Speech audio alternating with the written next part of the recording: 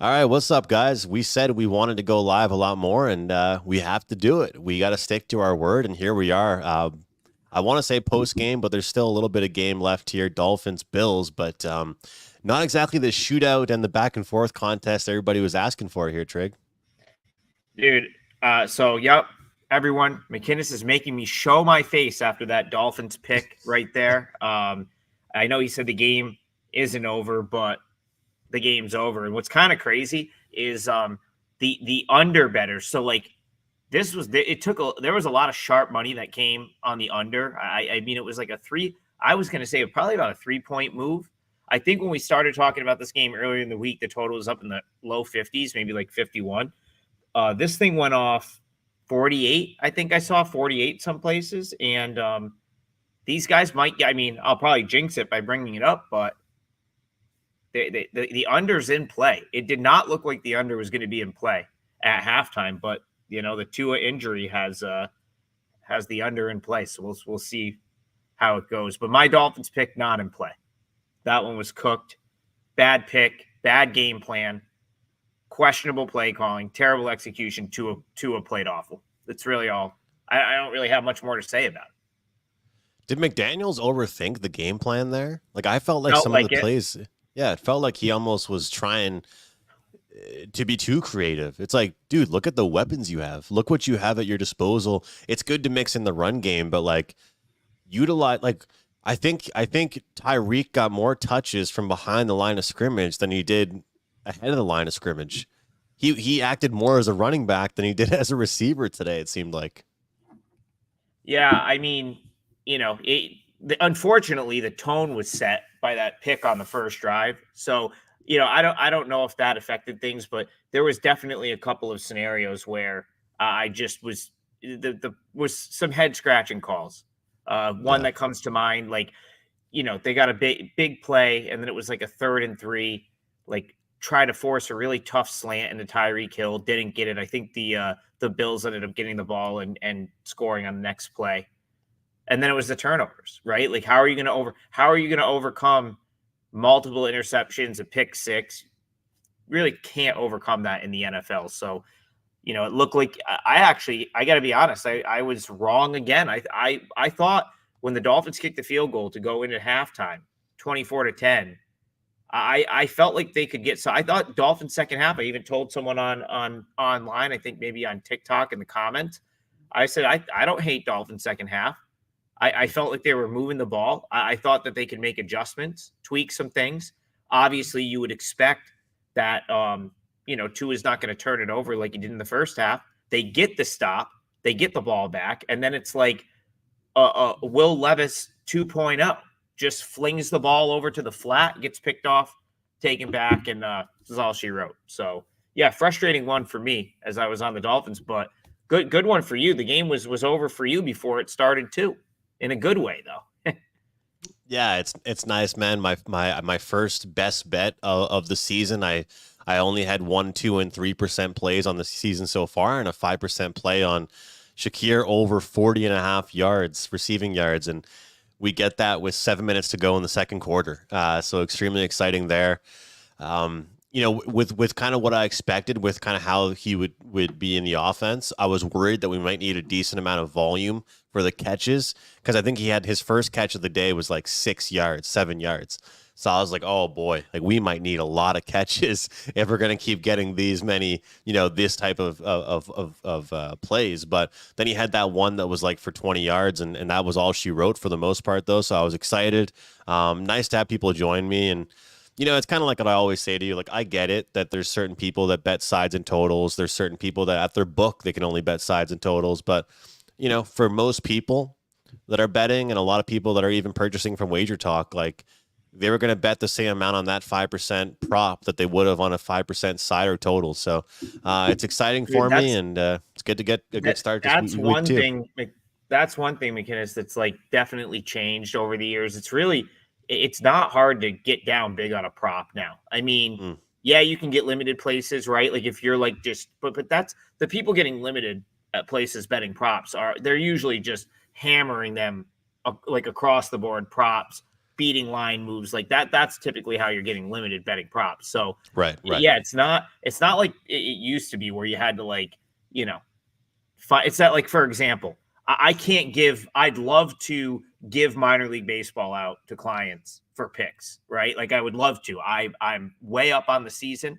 I've done it all documented on Twitter. So it's like the people they know what the plays are. They can play them, but it's still really tough to get, to get down on minor league baseball. I mean, you need to have, you know, five, six, first of all, not many books have it. Then the ones that do are going to really give you low limits. So like something like that is tough, but like props now, you can pretty much Yeah. go anywhere and get the prop down. So yeah, that's great stuff. Yeah. I'm not gonna lie though. I thought if I hit it and if it went well for me, I did think a lot of my handicap was they might be down in this game. Like all I heard was how Josh Allen's played against Miami and the Bills record and everything. But my handicap in my analysis, and I thought it was a pretty detailed analysis, was, hey guys, by the way, I do. So I'm kind of with you, Trig. Like start of the week, I like Bills.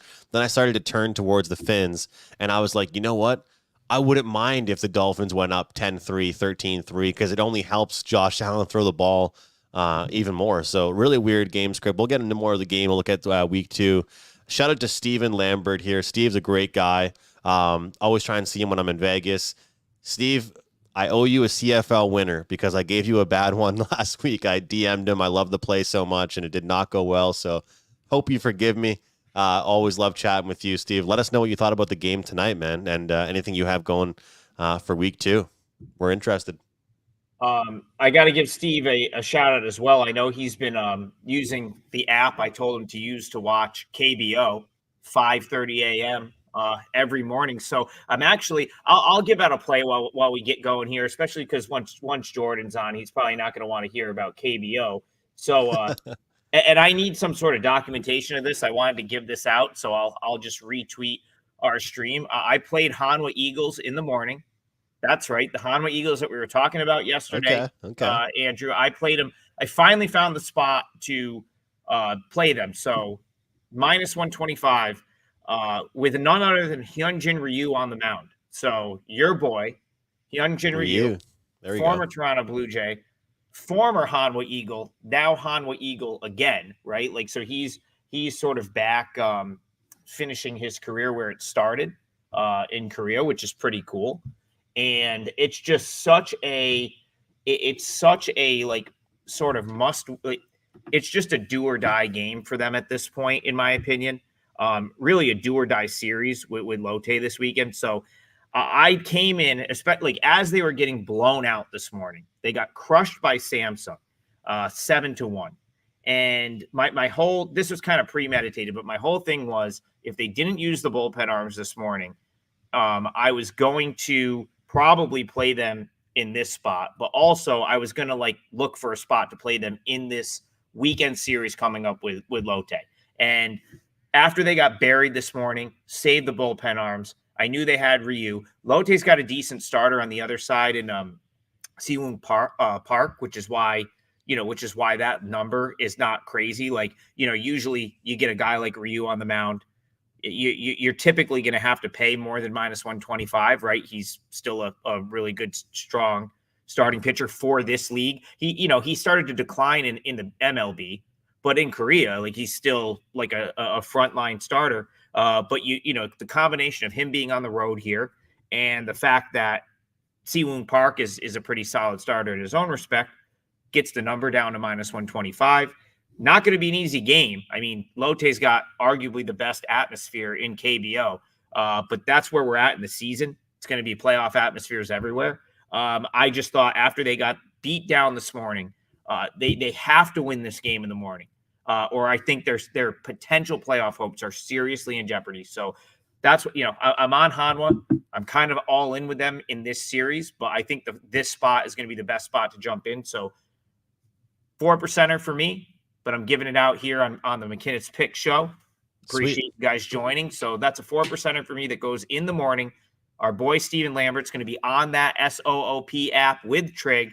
I'll be on the app too, grinding it out. So Hanwha Eagles minus 125, 4%er. And that's all I've got with KBO.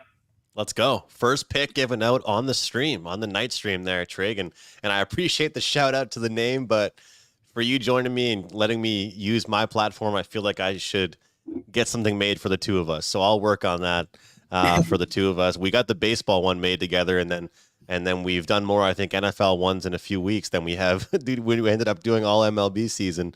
Um, but the Hanwha Eagles, and you know what? That game is in what, like you said, like what, 5 hours, six That's right. hours. So that, I Yeah, mean, I know. that's coming up. You know, like that's It, it forget about comes up Sunday quick. Yeah, NFL. That's dude.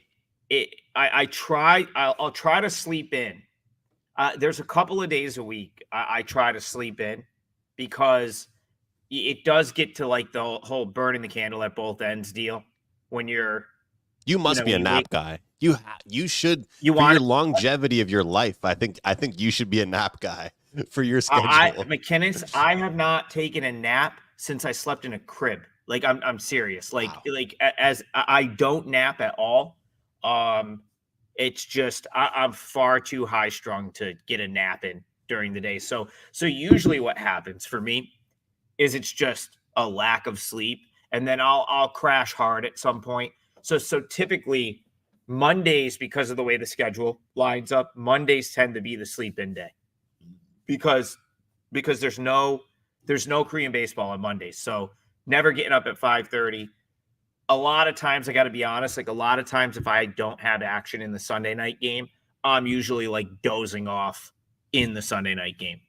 Yeah. Yeah, there's a great story. We were in 2 years ago. I was at Circa Sunday Night Football. I was out there when my buddy Danny won the contest, and it was like in my name, so I had to go with him to collect. And so we get out there. We went to the Raiders game. So like it was like, and I flew there like earlier that day. So like I flew to Vegas in the morning, landed. We went to the Raiders game, like which was a 4 o'clock game. So it was a 1 o'clock local start.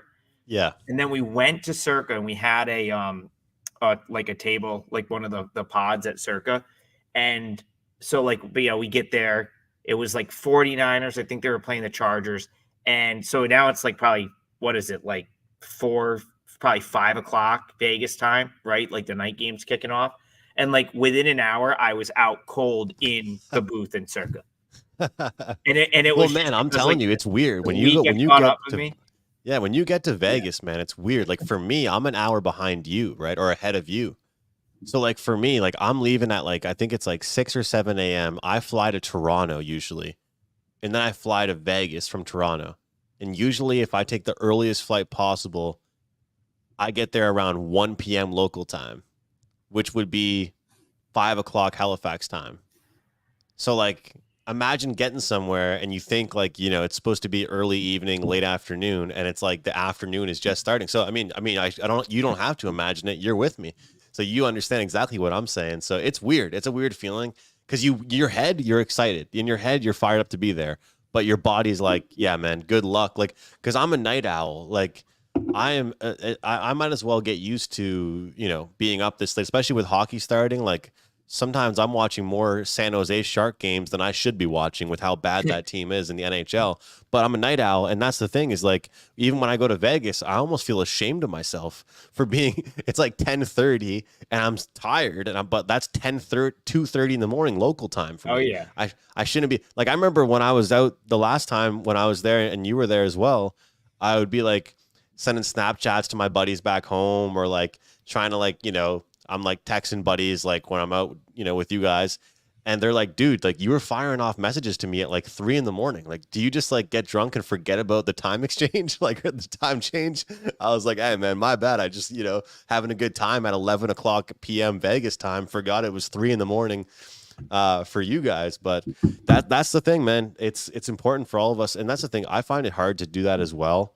Do you ever find that like you're excited to watch games and like for example for you like you're a big college guy, so like Saturday, whether it's college basketball or football, you've put in so much effort and prep for it, you're like almost like can take a deep breath once the games start. And that's the thing. You're supposed to be excited for the games. It's almost like you feel the most relaxed when the games are actually on sometimes.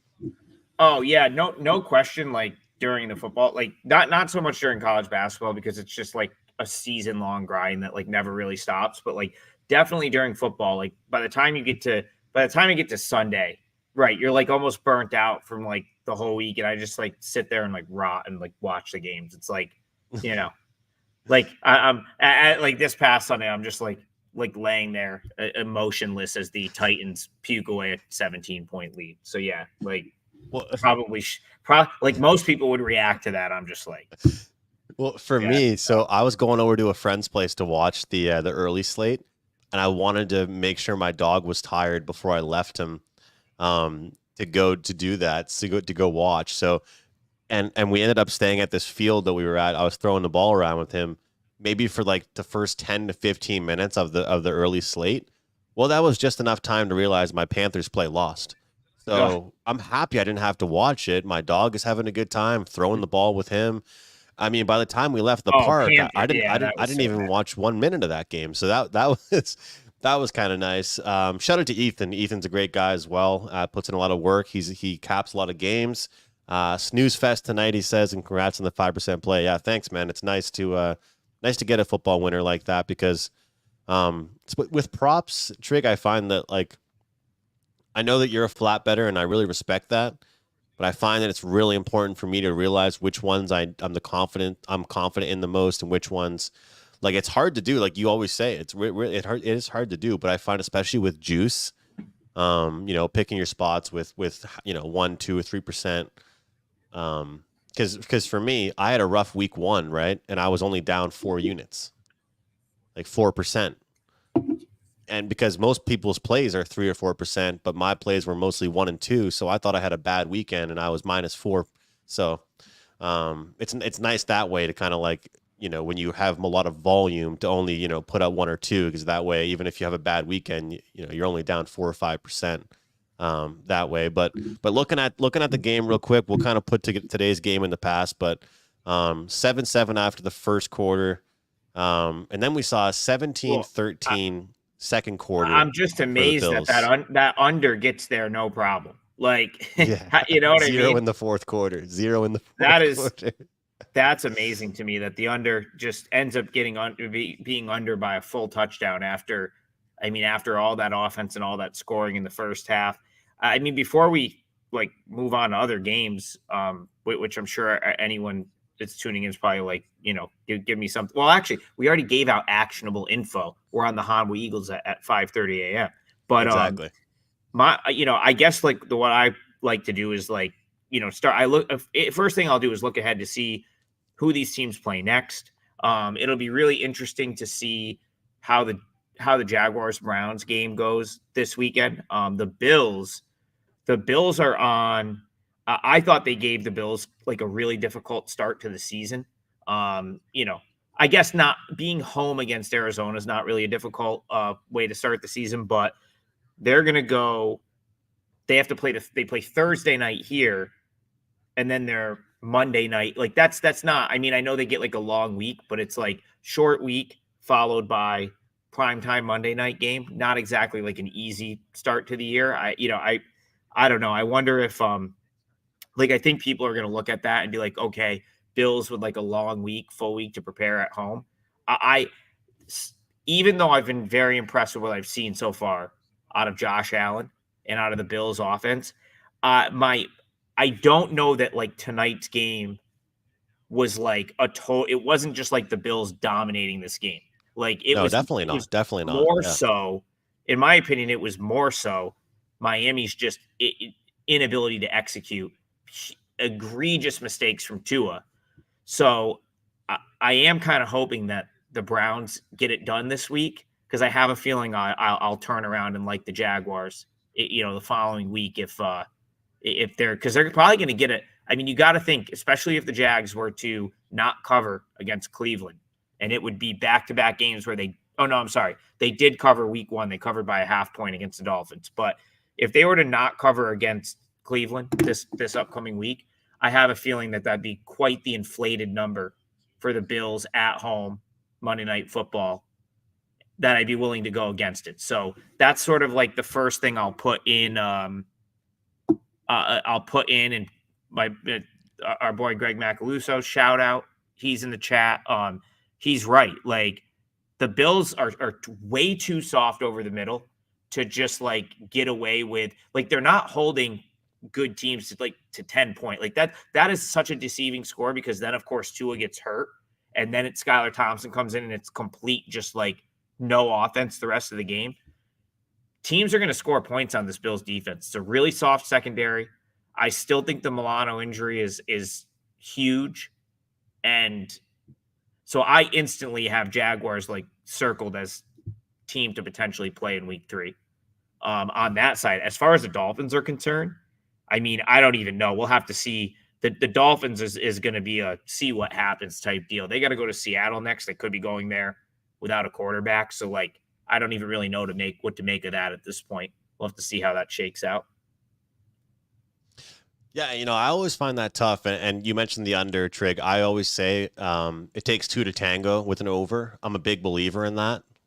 I said it, I'm not a college football guy, but I feel like if you like an over in college football and you like the favorite, you're better off taking the team total. And I think that in football in general, a lot of the time, I think I'm a strong believer. It takes 2 to tango to get the total over. This game is cannot be more indicative of that, right? I mean, you look at the final score.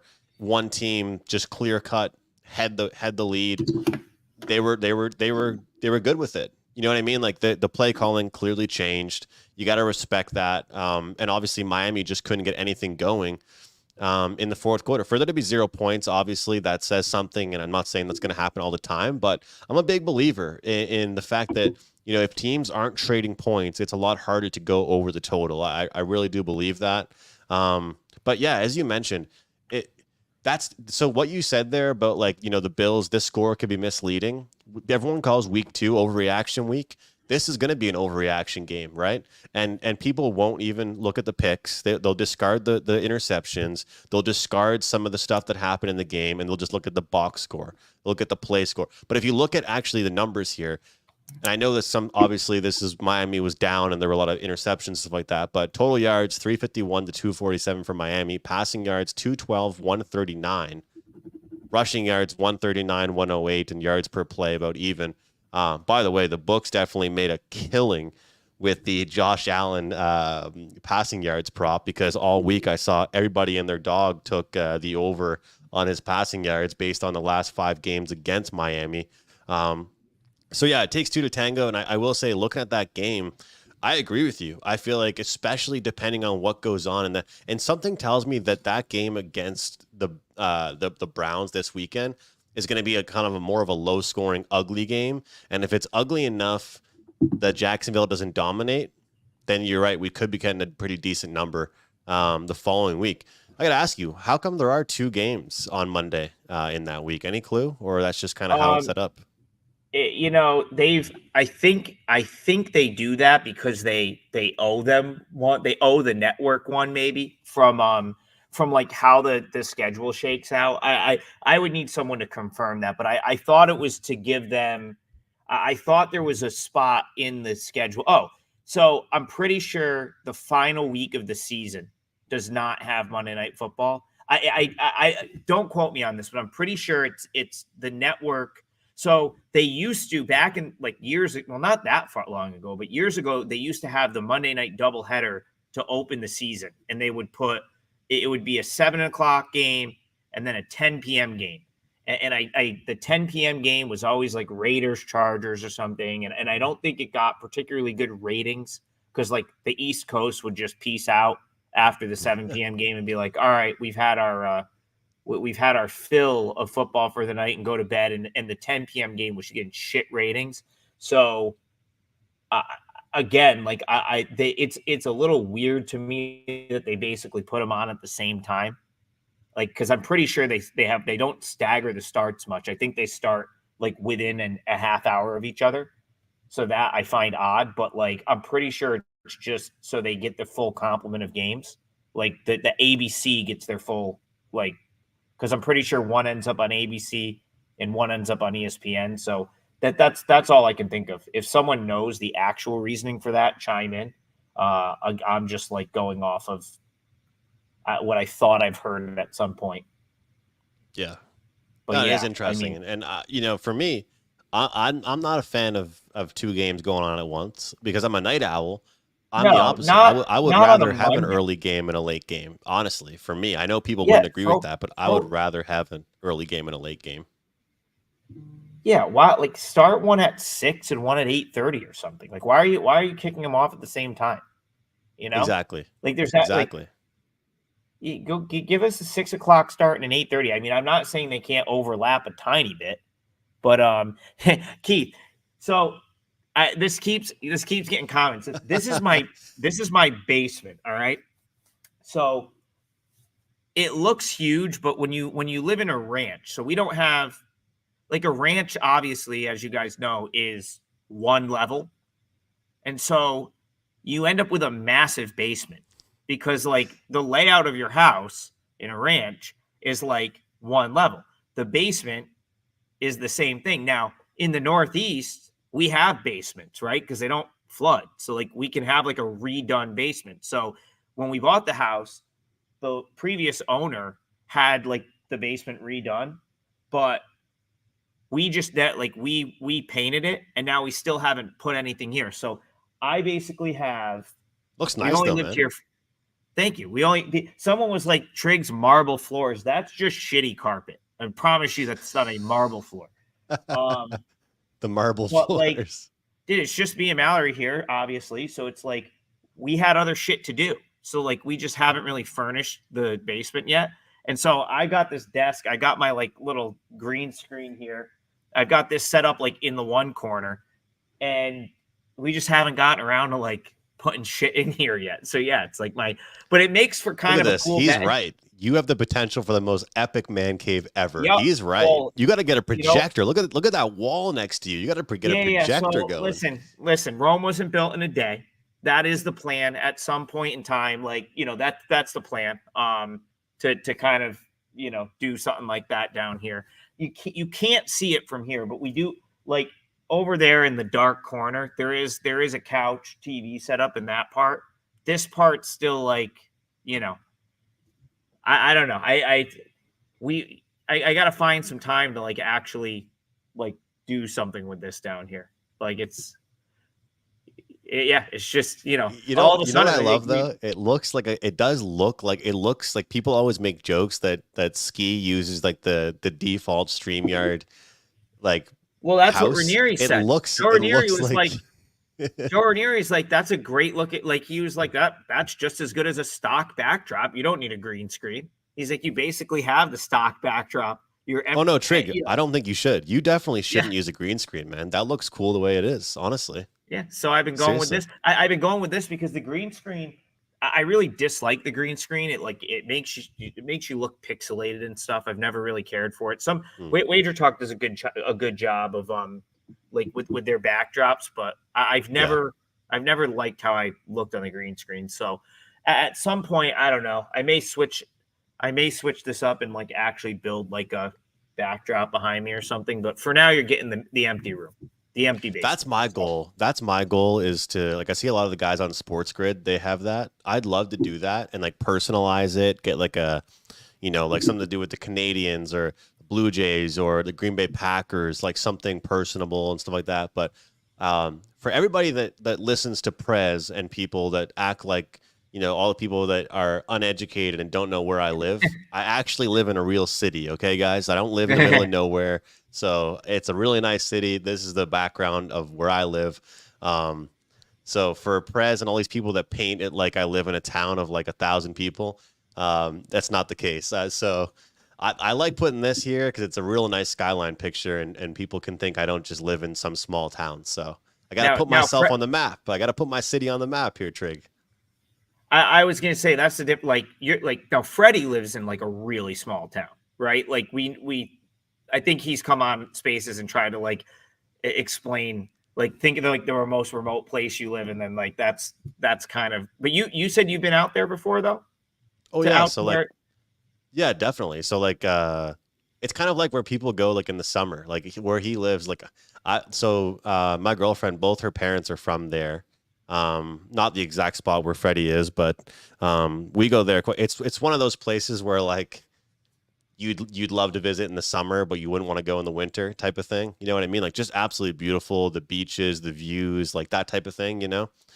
Very rural, like a lot of farming and that kind of stuff. Like good people, like it's one, not a lot going on though. You know what I mean? Well, Like I think he I live broke in his like the snow. capital. I think he broke his snowblower like 3 times last winter, and they just got absolutely pummeled. I mean, we think winter's bad here in like central New York, like especially like when you're in the Syracuse area, you get sometimes you just get bombed with like snow that comes off the lake. But it sounds to me like it's nothing like they get up there. So I guess Yeah, it's I'll really different. So like I lived like 2 hours away, in like a small town, which would be like on the way to where Freddie lives. And I would text my buddies like back home, and keep in mind 2 hours, like you shouldn't think is that long, right? And I would tell them like, "Are you guys getting this snowstorm right now?" And they'd be like, "We don't know what you're talking about, man. Like we're not getting anything here." And you think about that being just 2 hours of a drive away.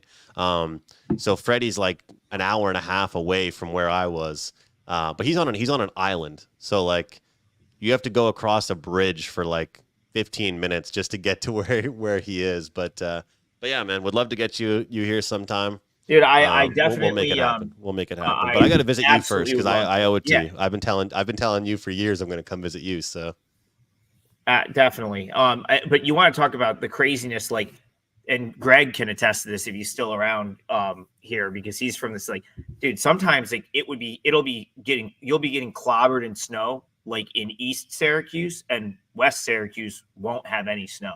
Like it's that crazy. Like it's if you're like around the lake. So there's a couple of different lakes in the middle part of New York State. I mean, there's been times where we've gotten absolutely smoked with a snowstorm, and like Utica is like 20 minutes east of us. Not a flake, not one flake of snow. It wow. literally just comes off the lake. Can be pretty crazy. Yep, Chew. We'll see you this coming week. Keith, you're I right. Last really, year I was in Dominican, and that was a good excuse not to go. But this year I have to go. Trig invited me. He did invite me last year. I got to go this year for that. dude, That'll be fun. Keith. This while we're on the topic of snow, and since it's like late and we're just shooting the shit, there's not much to talk about. Keith came up for March Madness a couple of years ago. I don't know if he had ever seen snow before. I don't know. I think it was his first time. Keith, in the chat, let us know if that was your first time seeing snow. I'm pretty sure it was. He's Where's he from from? Louisiana, Louisiana. Okay. like New Orleans area. So we get him up, and I believe it's his first time seeing snow, and he had to fly home. He was flying home from Albany Airport, and we were out in Turning Stone, like out near Syracuse. So I was driving him to the Albany Airport on my way to go to UConn St. Mary's, which was at MVP Arena in Albany. It was a second round game, and we drove on like it was kind of like a it was kind of First like time seeing fresh powder, he says. it was kind of a treacherous drive, McKinnis. Like, I mean, it was like, I'm used to this, but like Interstate 90 going to Albany, cars off, like 18 wheeler off. Like, it was kind of like one of those bad ones where like people didn't really know, probably going too fast. And I looked over at Keith and I was like, I think he was like, what the hell is going on here? And I was like, this is kind of how it goes in winter up here. People drive like idiots. If the throughway gets icy, like you're kind of fucked, dude. It's bad. Like out near Buffalo. I mean, and if it gets windy, like I've driven out toward Buffalo in the winter wind, and I've seen 8 or 9 18-wheelers just blow over, like tipped over. That's sad to see, So, man. That's rough. Yeah. See, yeah, for us, like what? See, I don't like. I like the. I look. I'm not gonna lie. I'm the biggest wimp in the snow. Like I should live in somewhere that's warm. I like fall. Like right now, the weather's been pretty good. Like, but fall's the best obviously it's season, only early for sure. September. But what was I gonna say?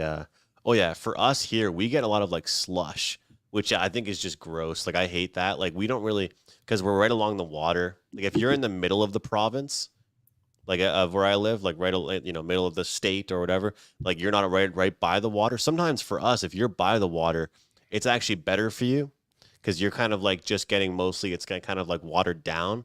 But yeah, it could be. That's why I was gonna ask you because you do a lot of like driving to like different games and stuff. So like you must Oh yeah. endure a lot of a lot of bad stuff. Bad, yeah, Yep. bad weather for Biggest. that. Oh yeah, no, it's always an issue. The only time, so obviously driving is I drove through a pretty good last year. I went to meet Brian Power for Duke Pitt in Pittsburgh, and I drove through a pretty awful stretch of like snow, and it was rough.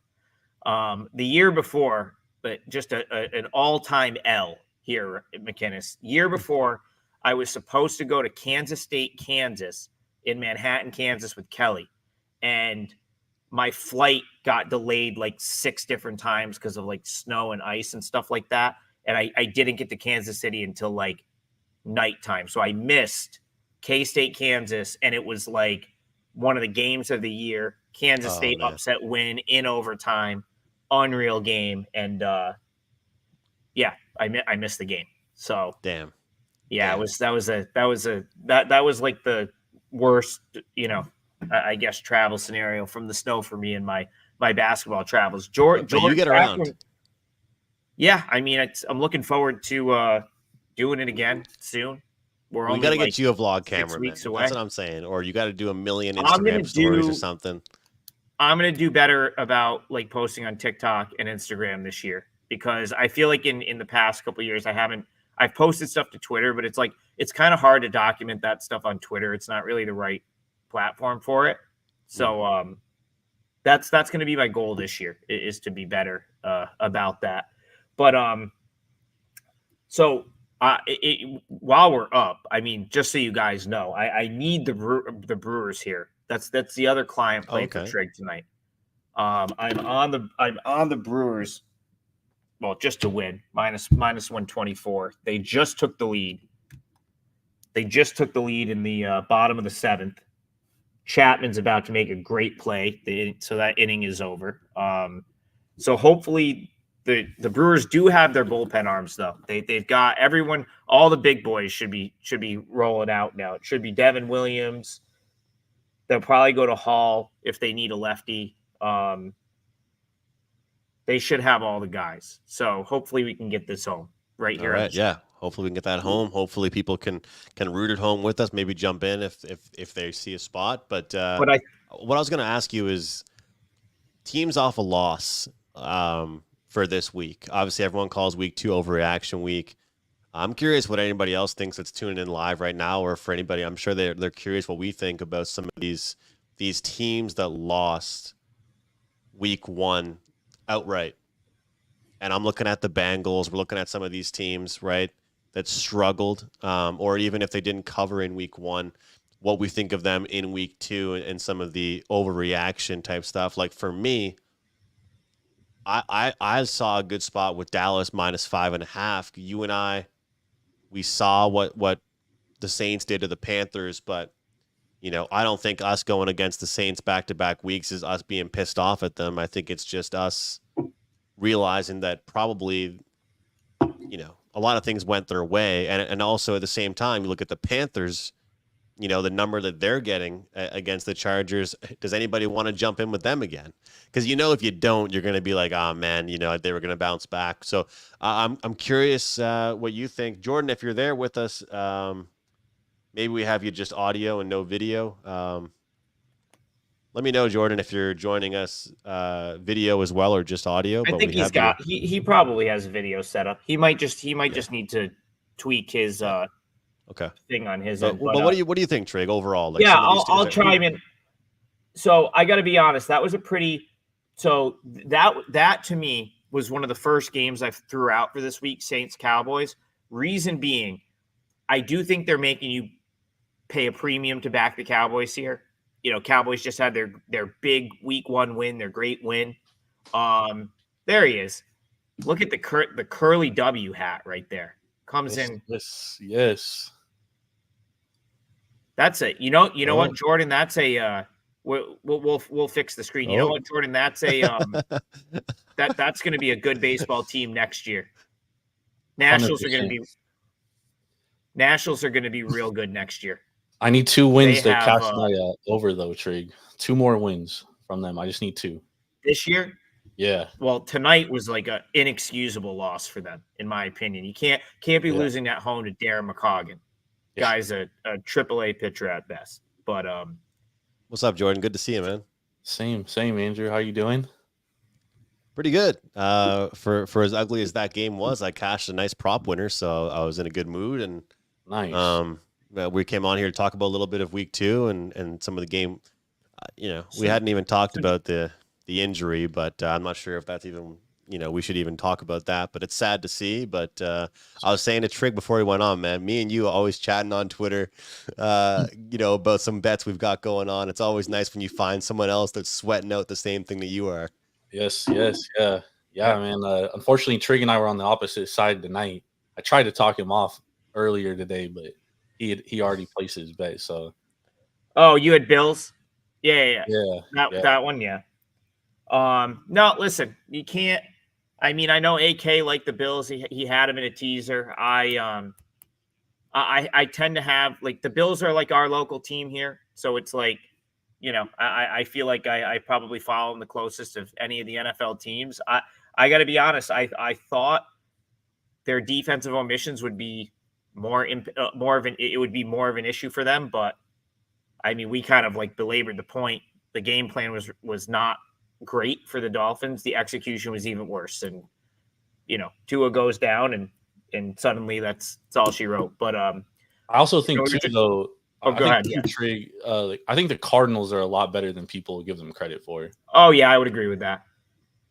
I would agree with that. And I know AK and I were on the Cardinals on Sunday, and I know we got lucky. We got lucky covering that. We really did. That was probably one that we were probably on the wrong side, but we did cash it. But looking back, like their offense was able to move the ball like efficiently, basically the whole entire game.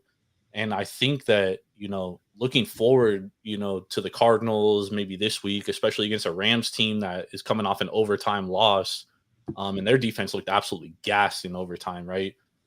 That's a spot where now I'm looking and I'm like, man, maybe the Cards are a fucking must play on Sunday with their offense going against that tired defense of the Rams, because that Rams defense looked terrible at the end of the game. Yeah, I don't think anyone's worried about the Cardinals' offense. Like that's one thing I look at is like I don't think anyone's gonna be worried about what they can produce offensively. Do you guys feel like that will help them out, especially in situations like they were against the Bills, getting 6?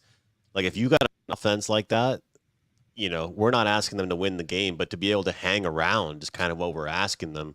And like I'm with you guys on the Cardinals to be better than people think they are. I think wonder, their defense too, Andrew. I think their defense is going to get better as the year goes on because they're super young defensively. I want them to run the ball into the ground. Last year they were number 4 in rushing yards. Yeah, and if they can use game clock, I think it's a skill, an underrated skill for teams to be able to milk the clock. You don't have to look flashy. For you to be able to have a drive that takes like 5 minutes and then score, what you're doing is not putting the ball in someone else's hands. And I think that's an underrated thing that good teams and good coaches do. Yeah, it's true. And Jonathan Gannon I think he's a good coach. And Trick, you also look have to right wonder now. too. You look I'm actually on just trying to.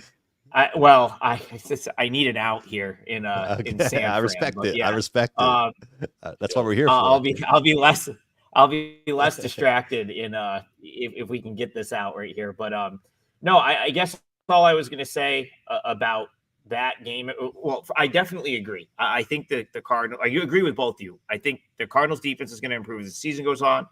I think they're going to be a great team as a dog because that offense can move the ball, and then especially like especially as an underdog of Jesus Christ.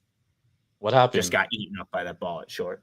I mean, I don't know if he makes that play right there, but like you got to charge the hop, Jordan. Charge in on that. Can't get eaten up by that hop. No, I fully agree. Cardinals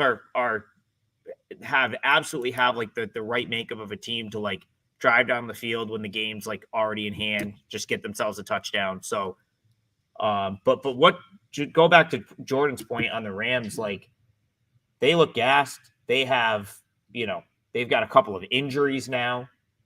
Will be interesting to kind of, see like, after tomorrow's practice, how healthy they are.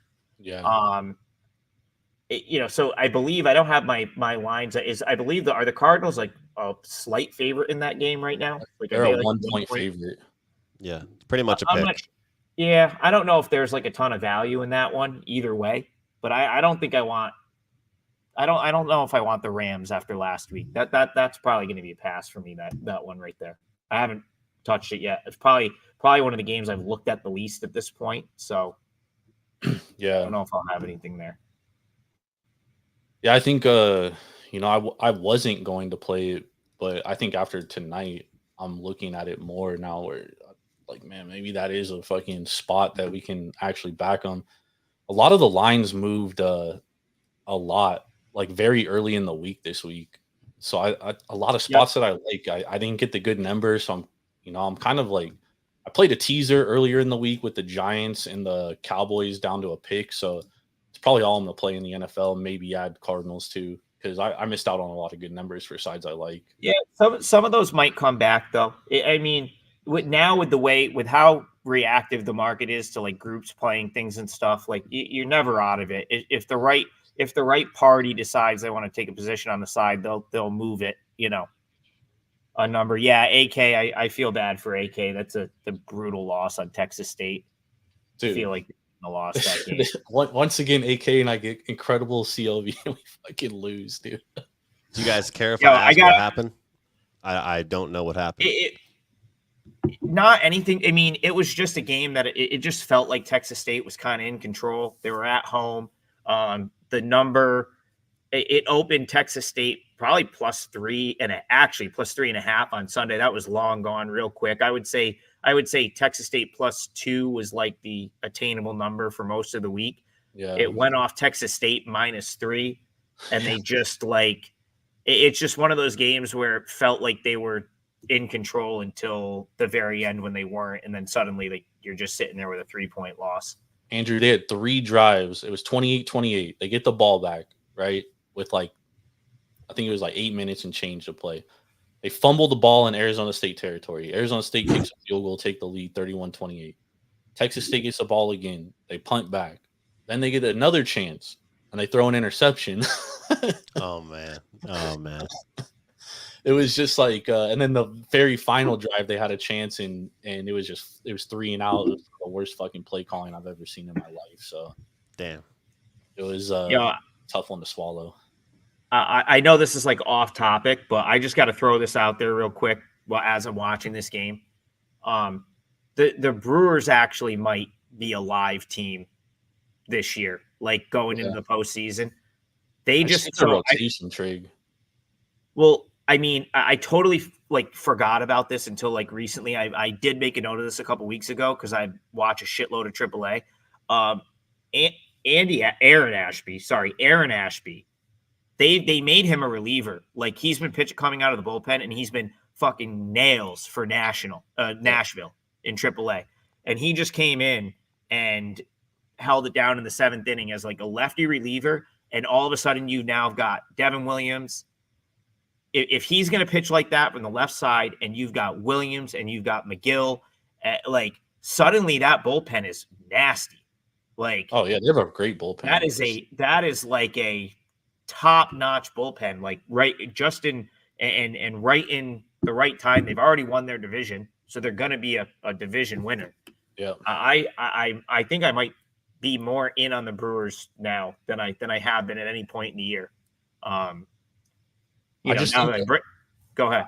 I think their rotation is it leaves a lot to be desired, and same as their offense, like offensively, and that's what I love about the Padres is like they have a really nasty bullpen, but they also have a really good lineup to go along with a nasty bullpen. Sure. So it's like they have a better. They're fun chance. to watch. Yeah, they're fun team to watch, and they never give up ever. Like they have more 5-run comebacks than anybody else in Major League Baseball this year, and they have they can get a lead faster and then bring in a bullpen and shorten a game way more than I trust Milwaukee to do so. Because I just don't really trust Milwaukee's offense, especially without Christian Yelich. Yeah, Yelich being out is tough. I went to see the Padres 2 years ago. My first time in San Diego. I was only there for a few days doing all the tourist stuff. And then I think it was like a 2-1 game. Like the most boring. I think Machado went 0 for 4 at the plate. One of the home runs was hit when we were like getting to our seats. Like I was buying beer and it was like I missed the homer.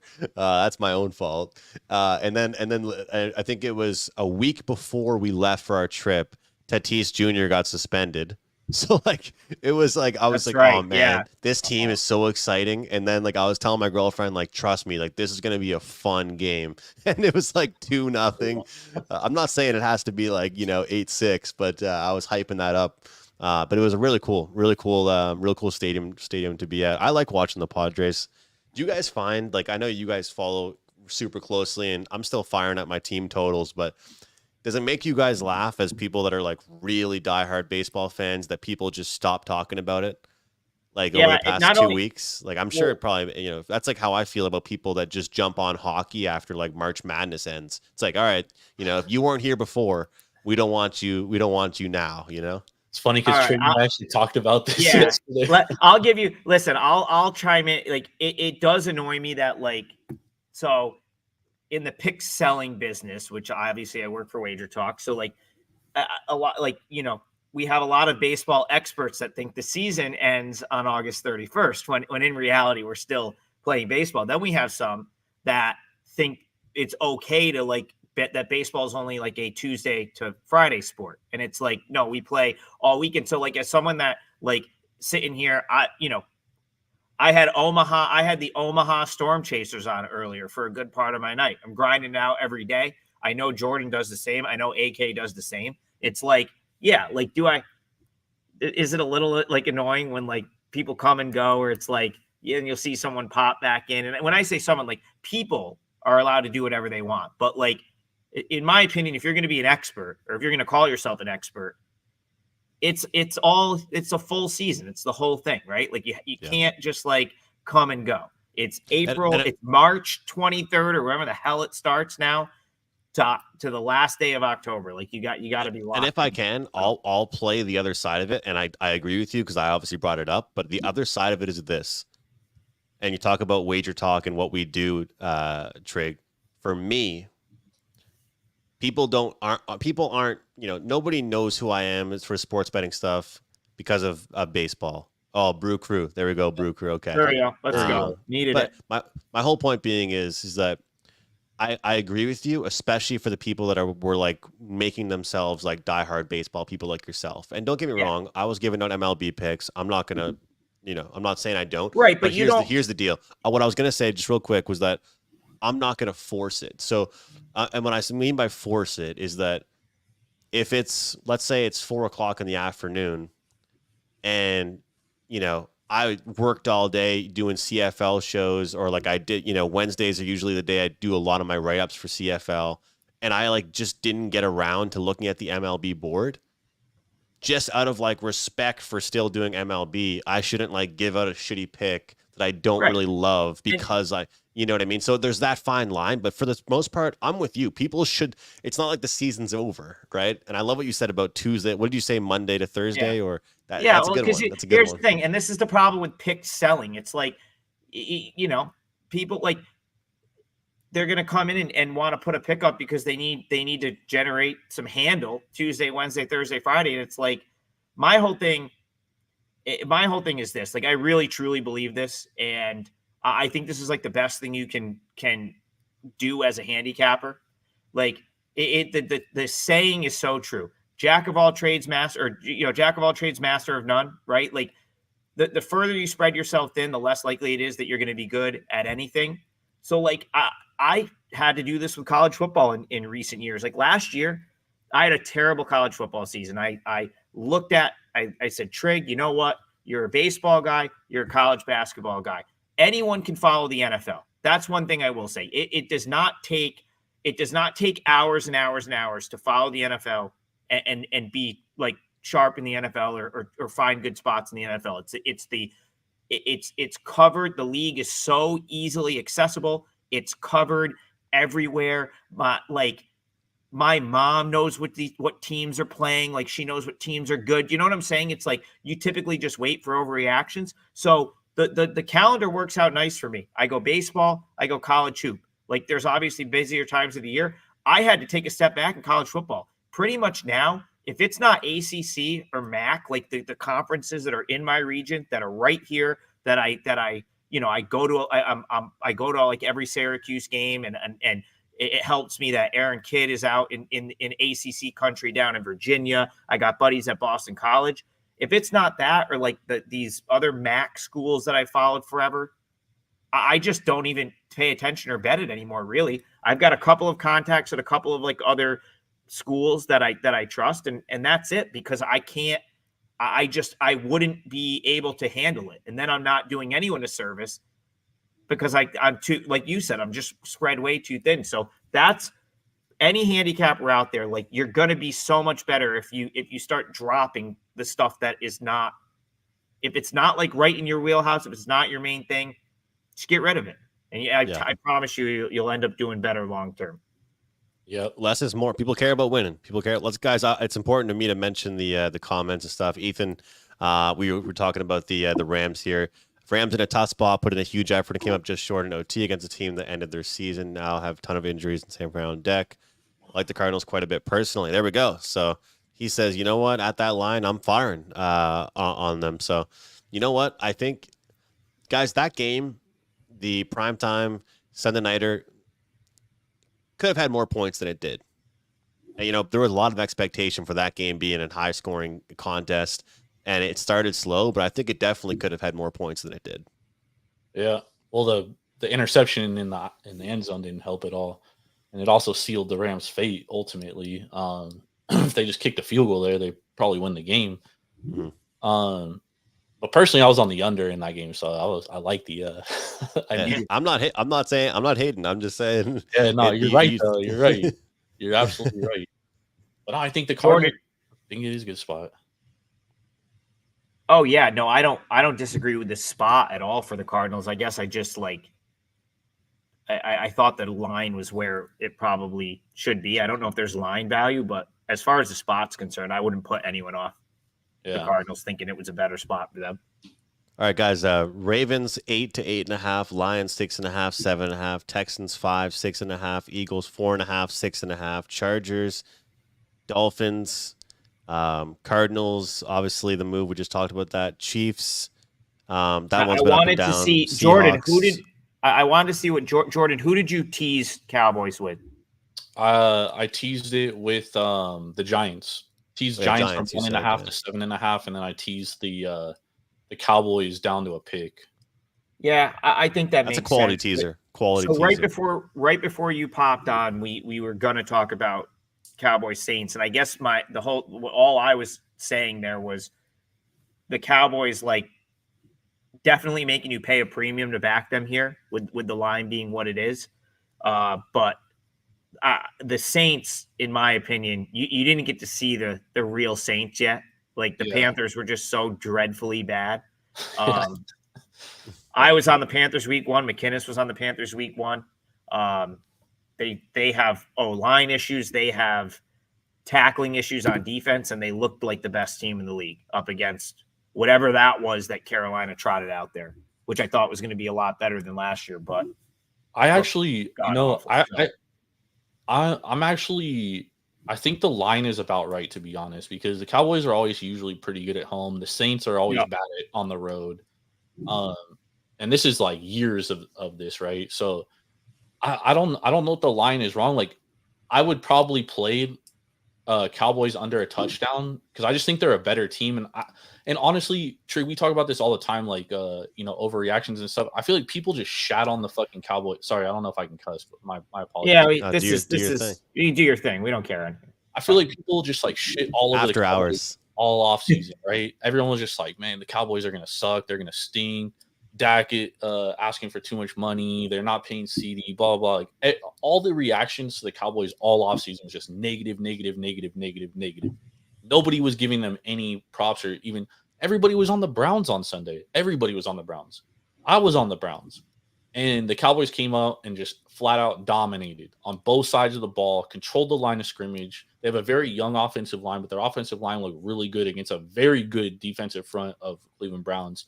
So I think this is actually a fair number here. And I think anything under a touchdown is playable. But obviously, I think it's a perfect teaser spot on a 6-point teaser because you can get it down to a pick and you just need them to win. And I think there's a lot of good teaser spots this week, which absolutely gives me trepidation. You know what I mean? Because it's like, there's so many good teaser spots, and that's usually not a good thing. Jordan, what do you think about this? I think that if the Saints even are hovering around covering in that game, I know you're on the teaser. I kind of think the over's in play there. You know what I mean? Because first of all, Derek Carr is going to throw a pick, guys, and it might come back to the house. You know what I mean? He's going to get harassed in that game. He might throw a couple picks because he doesn't move around particularly well. You know what I mean? I've always been a big Derek Carr guy. I always thought, I think he's a really accurate. God bless you. I'm just saying, I think he gets a lot of hate. I think he gets a lot of unnecessary hate, at least during his tenure in Vegas. Things weren't always his fault, and he got blamed. And he can be a very good passer, but when he's harassed and he has to start moving laterally and stuff like that, he will make mistakes. And Dallas has the personnel to give him real trouble, in my opinion. Well, so 47 is the number there for the full game. And that's what I was going to say, guys, is that also, if you don't even want to worry about the spread, you guys know I like the team totals. You can get 26.5 minus 115 or 27.5 plus 115 to the over. Imagine if you were able to watch that game and just not even worry about the spread and just worry about the Dallas Cowboys to get to a certain mark. Because did the Panthers, let's be real here, guys. Everything you thought about the Saints defense, you can still think again in week 2. It's not like there's anything you can be like, well, they shut down the Panthers, so you got to upgrade them as far, you know what I mean? So there's not really much you can see that they did that you can really be like, all right, I got to give them respect defensively. So any thoughts on that, guys? If anybody, because I lean towards the Cowboys. It's not going to be a play for me, I don't think, unless the 5.5 is a consensus number. But I feel like if it was a team total or a full game over, I could get behind it. I don't think that game goes under. So Russell in the chat is 100% right. Right now, you probably want to try to, instead of teasing Dallas, but it doesn't work for Jordan because he's going up through key numbers on the other side. But if you are going to tease, you don't want to tease Cowboys with another money line favorite. You probably just want to money line parlay it. That's a good point. Yeah, because I agree. It's definitely on the. And when I teased it was 6 too. When I teased it, so it's a little different than 5.5. But yeah, he's right. The money line is cheaper now. Jordan, what's your Twitter? At Jordan Rules TSP. At Jordan Rules TSP. Cool. All right. So Steve just asked. He was watching early. He just wants to know your Twitter. So there we go. Oh, thank you, Steve. Sweet. My Twitter, I'll be honest with you, it's just me bitching all the time. So be prepared. You know what? I gotta say, I love that. And honestly, quick shout out. We got 600 people on X right now. That's kind of hype for it being midnight Eastern. So I kind of like that. But you know what? There's people got to show the personalities more. Come on over to YouTube, hit subscribe. This is your plug for YouTube, Andrew, right here.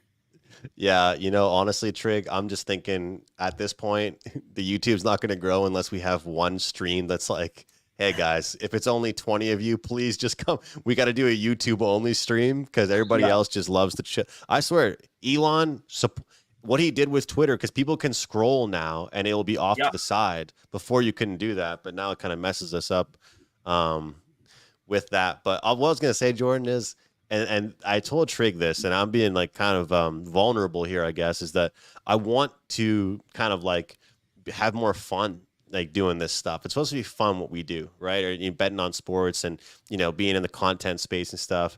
and I'm always on shows and trying to be serious and professional. And I think a lot of that's to do with the fact that I started a lot younger. It was young working with all these guys that were like 40 years older than me. But being here with you guys at midnight and breaking stuff down, like that's why I'm trying to like have people on, like you said, about swearing and like taking questions from people and messing around. When you said your Twitter is about bitching, like I would have loved for us to have me and Trig and for yourself to be on here with 3 minutes to go in the primetime game, and for us to be like reacting to whatever we were betting. You know what I mean? Like that to me is fun. The only problem is Trig and I tried doing that with baseball, and I'm not trying to tell you guys that it's a it's slow burn with baseball. Yeah. Like it's hard to like. You're gonna freak out once in every like 25 minutes. You're not gonna really be, going hard the whole game. Oh no, I'll bitch every pitch. Yeah. Like this morning, I'm watching Screwball pitch against the fucking Rockies, and I'm like, oh, he's got one of the best changeups in baseball, and he's throwing a fucking fastball every other fucking pitch. Like, what are you doing, bro? Like, come on, man. What the fuck are you doing here? I got to say something about that game quick.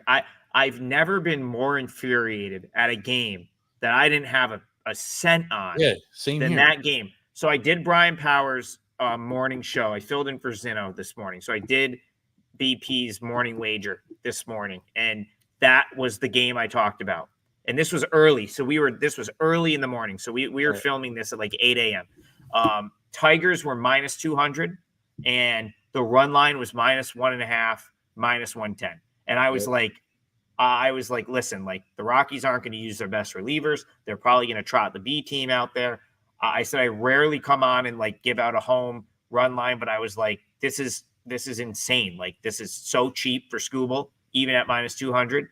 I believe the Tigers went off $3 favorite. I think they were a $3 favorite by the time the game started. Like I think they closed like 275 most places. But yeah, I saw a minus 295 at one point. It may have come back down a little bit, but I know for a fact the run line went up to like minus 140. And so, like, I was like, all right, I gave out decent info. You beat a 40-cent move on a run line, 90% move, 90-cent move on a side. And so I didn't bet it because like I didn't have any way. It was really just talking point for the show. But I was like, okay, like, I thought it was the only thing on this afternoon. So I'm watching it.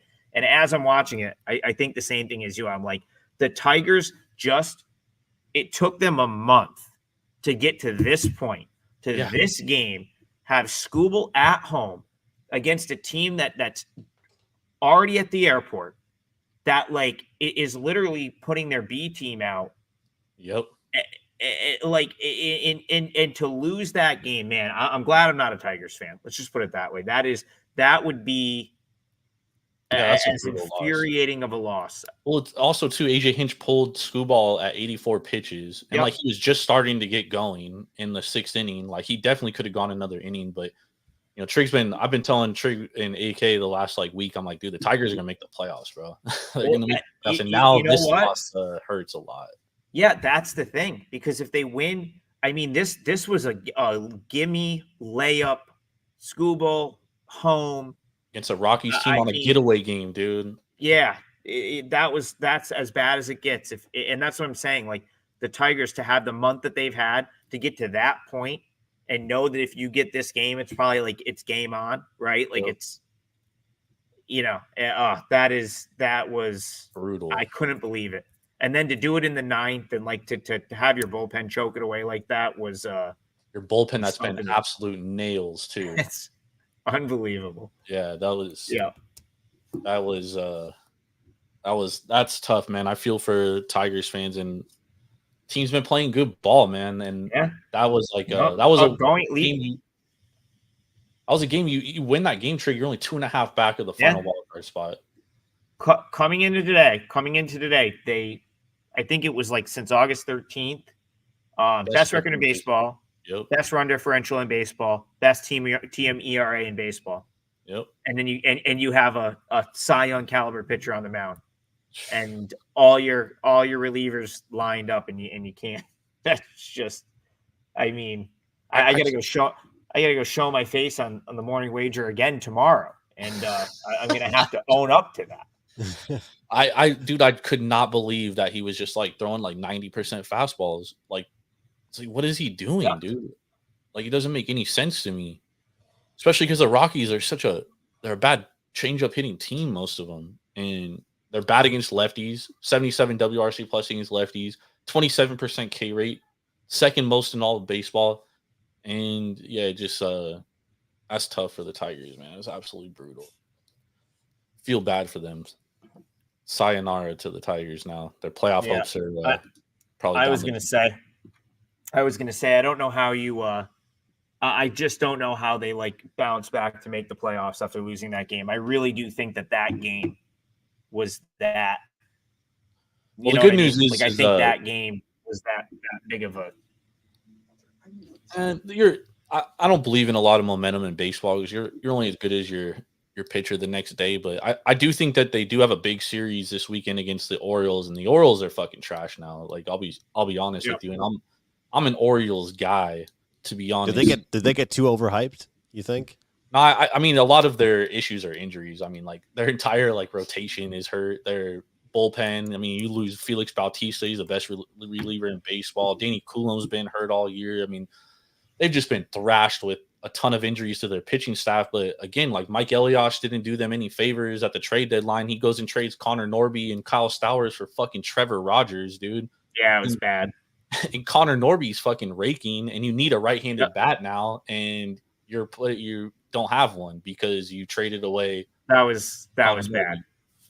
And we knew that trade was bad when they made it. Like before he ever towed the rubber. AK, like when he made the second that trade was made was like that's a terrible trade.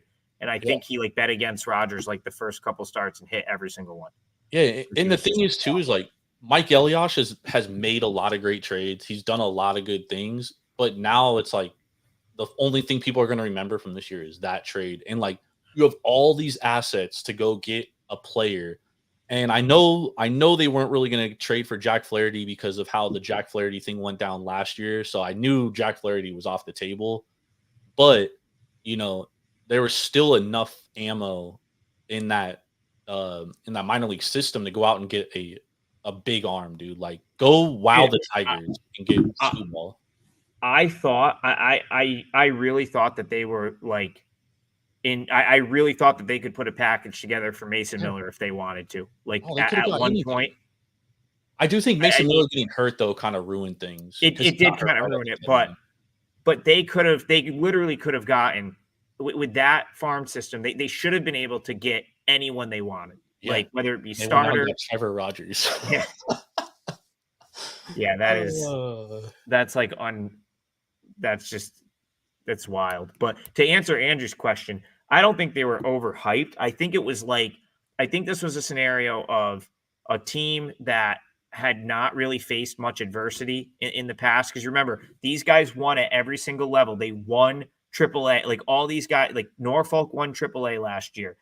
They overachieved for multiple years at the big league level. And coming into this season, it was like, okay, now they were billed a contender, right? Like they're now billed as the Orioles that should win the AL East. Like if you go back to the beginning of the season, they were priced the same as the Yankees to win that division.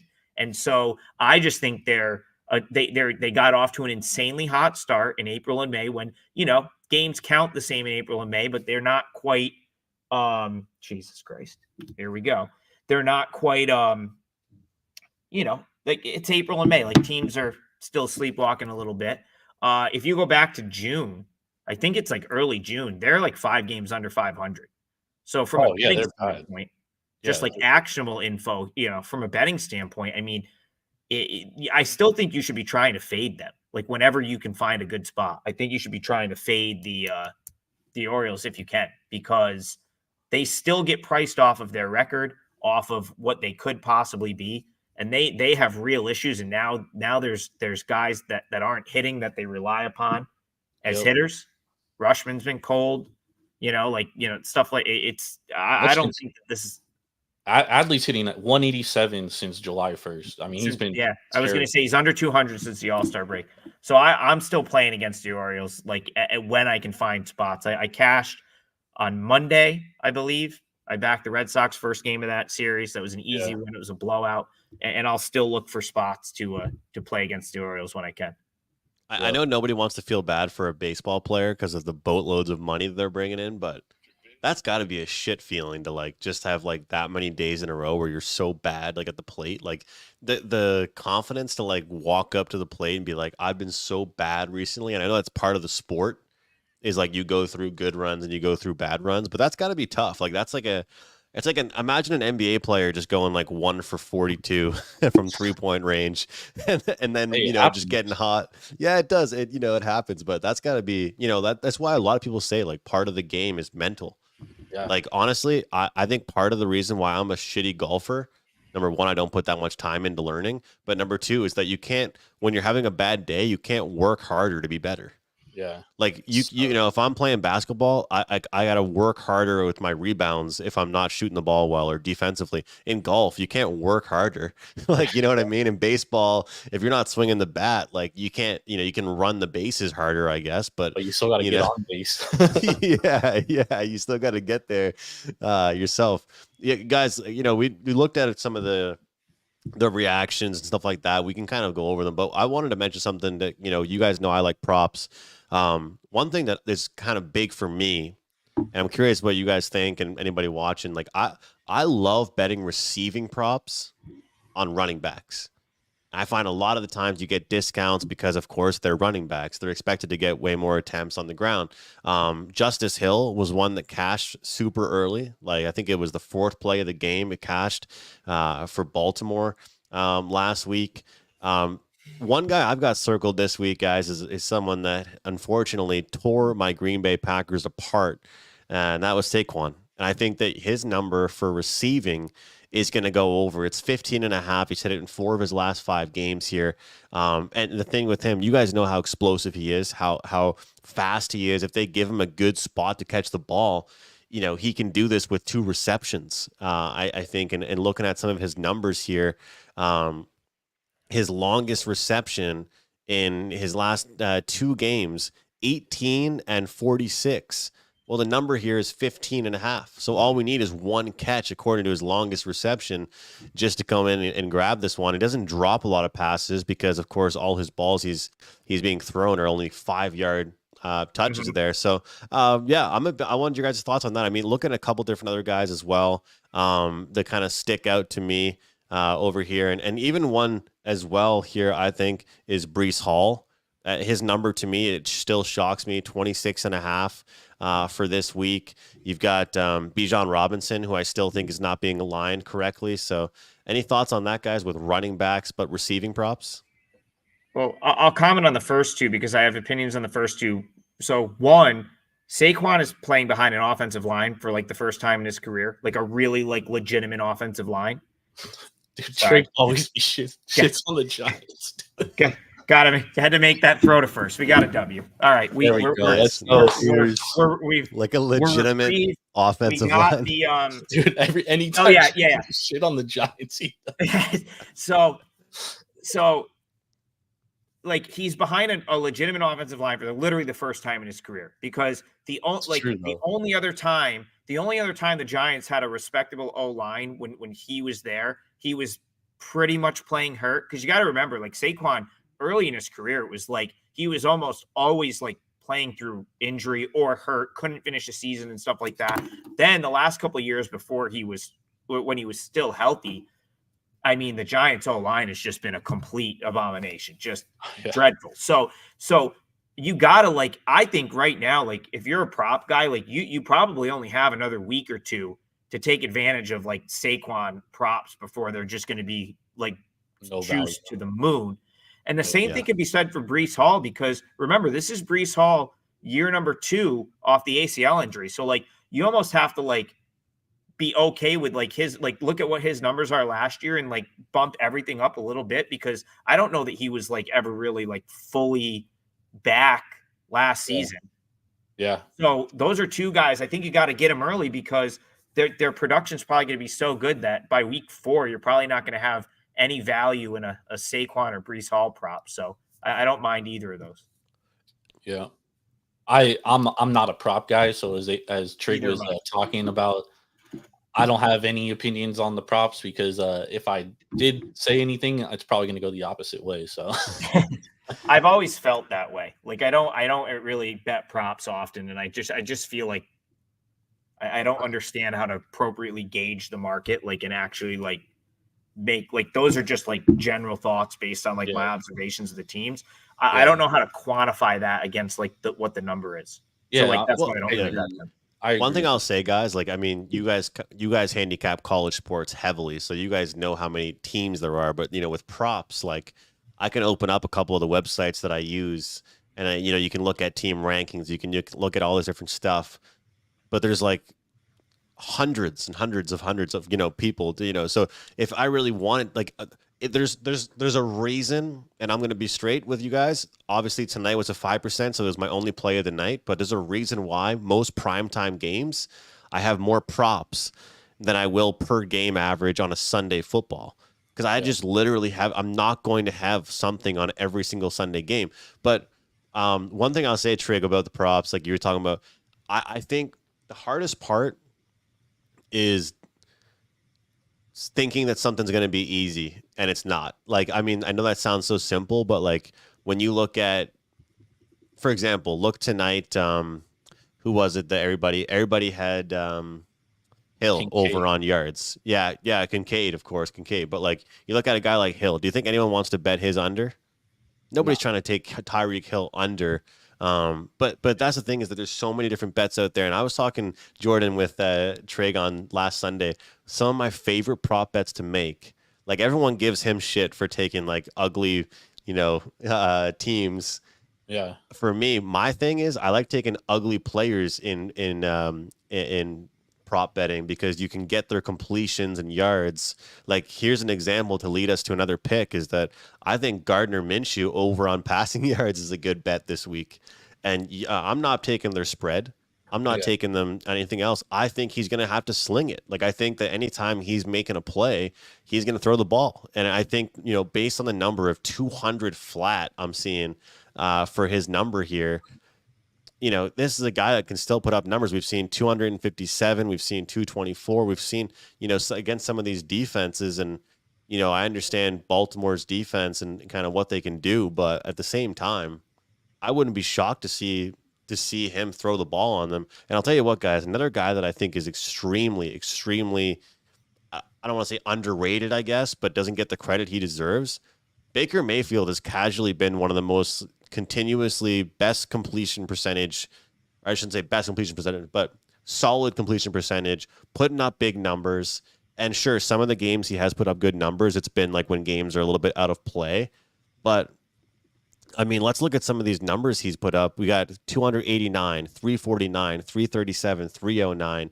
Guys, his number is 261 in this game against the Detroit team that, Jordan, I know you were on the under in that game, but again, that was kind of a back and forth game, right? yeah. It was, and Stafford doesn't throw that pick in the end zone, and that game looks a lot different, especially scoring wise. So you're right. Like there probably could have been a lot more points in that game, and Detroit's defense didn't look great in the secondary. Again, their secondary is really young, and their secondary is going to get better as the season progresses, I think. But yeah, I think that Mayfield over yards, like I definitely think that's a solid look. To your Minshew point, the Raiders are a 9.5-point dog, so the market's basically telling you they're going to be playing from behind, and what do teams do when they play from behind? They throw the football. So Yeah. And it's still 200. yeah, that's a Like pretty solid look there. you think it'd be baked in, don't you think, guys? Like a lot, like look at Daniel Jones' number. I mean, obviously, I know he's only playing Washington, but still, like he's been pretty shitty. Everyone's crapping all over him. His number is higher than Daniel's number. So I don't know. I'm kind of Well, shocked by that. Daniel Gardner Jones fucking Minshew. sucks. Yeah. That dude I is get it. fucking I get it. terrible. I get it. I get it. But you know what I mean? Like, this could be one of those plays where Gardner Minshew is down 14 points with like 6 minutes to go in the fourth quarter, and he gets us like 70 yards. Yeah. And think about it. He needs 201 yards passing. How at one point are they going to abandon the run, guys? 3 minutes into the second Well, quarter? my thing with Daniel Jones too is like he doesn't really know how to go through progressions either, and he's basically like a one progression, like tuck it and run read kind of guy. So I don't. What's his rushing prop at? Daniel Jones. Yeah, Let's see. it's probably like Man, I'll 30. still never forget that game that it looked like a sniper shot him down when he when he. Yeah, he tripped on his own foot. That's sad. You know, he was getting excited in his head too. He was all fired up. He was going to take it to the house. Oh, I mean, he had no one within like 10 yards of him. It's just sad. Like he was supposed to be this like high IQ, like elite, like I remember the comparisons to like Peyton Manning, right, when he was in college, like Oh like yeah, pocket, guy that stays in the pocket, high IQ quarterback, and it's just like Jordan was saying, like he sails everything, right? Like his throws, he usually misses high. Like it's just like I will say this about bad. Daniel Jones, though, to the benefit of his doubt, like he's been, and to Trig's point, like he's been playing behind such a bad offensive line his entire career that like sometimes it's like a mental thing, and that's why I never understood why teams. Well, I understand why teams draft quarterbacks and play them right away because you want to take advantage of a quarterback making no money, but at the same time, like if you put a quarterback into a bad position like Bryce Young, I don't think Bryce Young's ever going to come out of this hole, dude. Like, I think he is mentally just broken. I think he got broken last year. And I think at this point, maybe 5 years down the line, he'll have a Baker Mayfield type situation where he gets a fresh start and gets on a better team with a better roster. But he might be a career backup. Well, that's such a good point, and Baker Mayfield's such like a great comparison because it's just something Freddie brought up on one of our past streams where I think it was Canales, who's now the head coach of the Panthers, but was the OC for the Bucks. Basically, Baker like credited him with like making football fun again for him because he basically said it just became not fun anymore, right? And you're talking about like the struggles that he was having, and so I mean a lot of it is like definitely contingent upon the situation that you're in, right? Like it's just the expectations. Like if you're a number one overall pick, your expectations are gonna be and that's the other thing too is like I try to like when I'm betting football, when I'm betting NFL, like I'm almost always trying to fade teams with poor lines. Like if there's a team with poor offensive line, they're usually a team that's on my fade list. Team that's got a good offensive line, team I'm looking to back. I'll give you one that I played for Sunday. I took the Browns, and I'm hoping I'm right about the health of their offensive line. I'm just praying that like Conklin and both of them don't get ruled out. I think Conklin's going to play, and if that's the case, I think you're going to see a much better effort from Cleveland this weekend. It's crazy too, Trig, with the Browns because last year their offensive line was injured all year, and like they still made it work. Kevin Stefanski made it work, but last week they looked like terrible.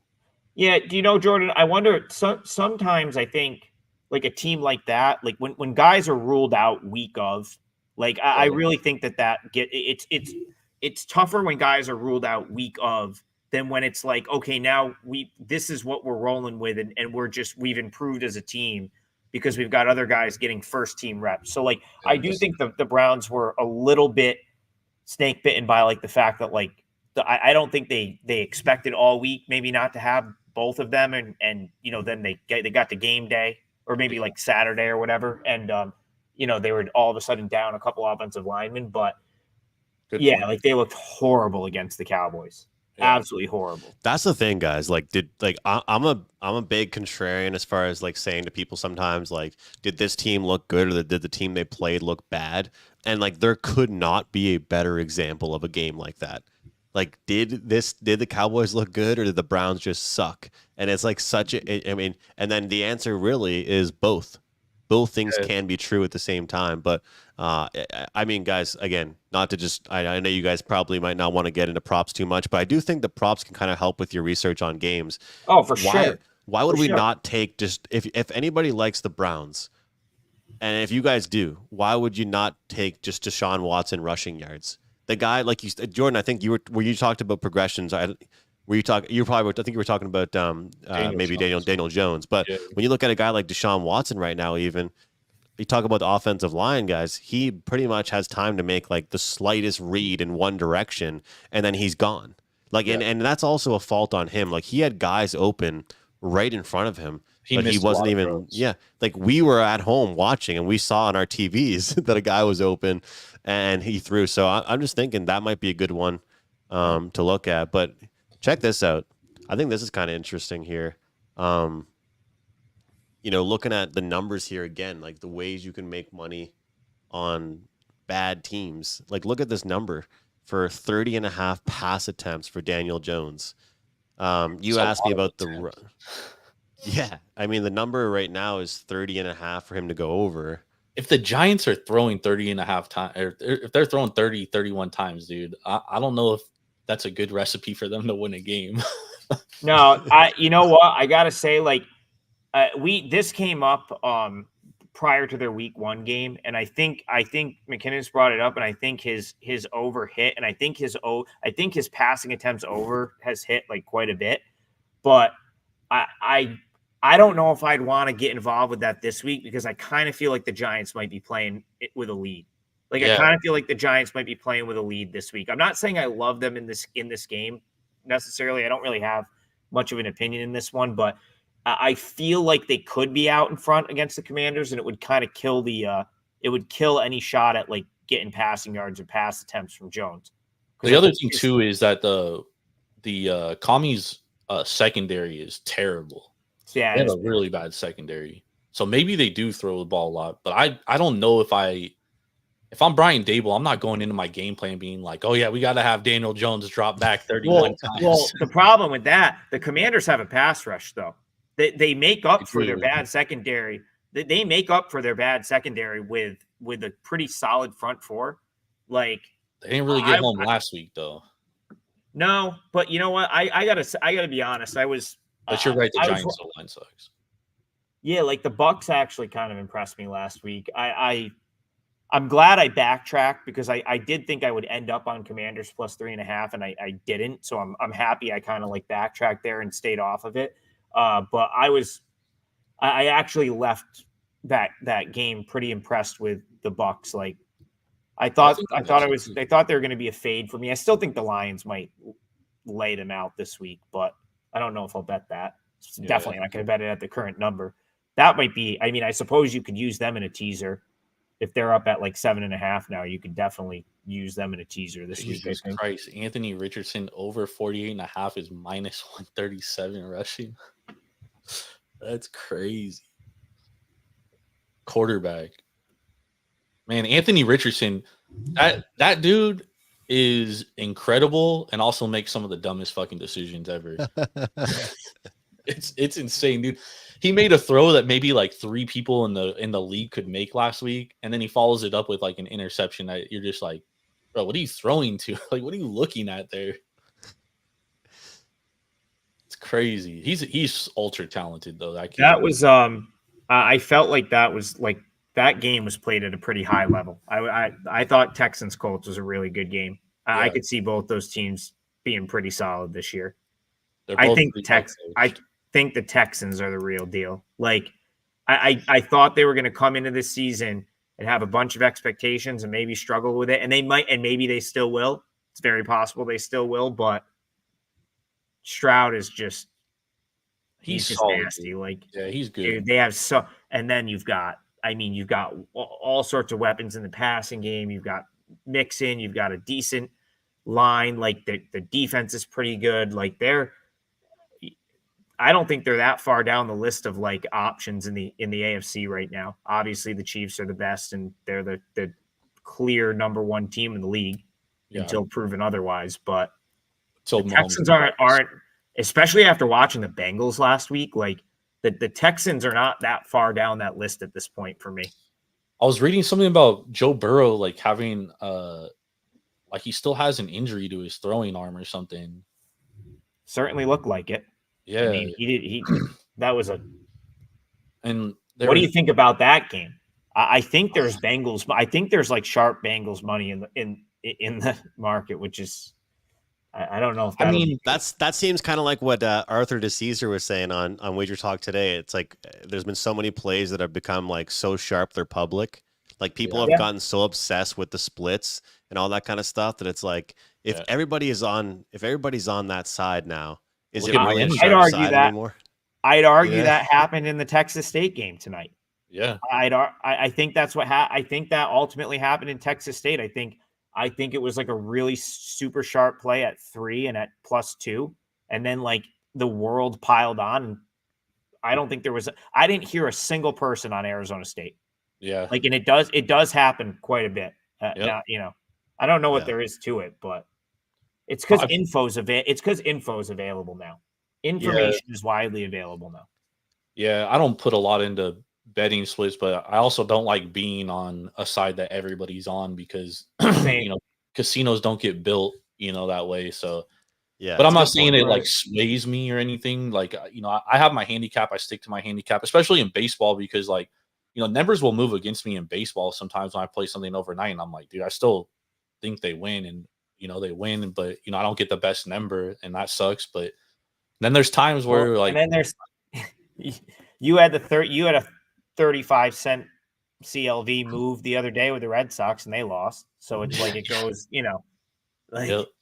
I had a 30-cent move on the Washington Nationals team total tonight, and they didn't get over, even though they scored 3 in the first inning and didn't score anything after that. That was fun. insane. Damn. When they put up 3 in the first on McCoggin, I thought they were going to score. I thought they would have had 10 runs in that game. Yeah, me too. I can't I believe was that. like, oh, this is. I even turned it off. I was like, okay, we're good here. And then I look in the 5th inning, and it's 3-0 still, and I'm like, oh my god, dude, what the fuck are they doing? It's a young that's a young lineup right now. They're so talented, but they're gonna, they're just that's gonna happen to them.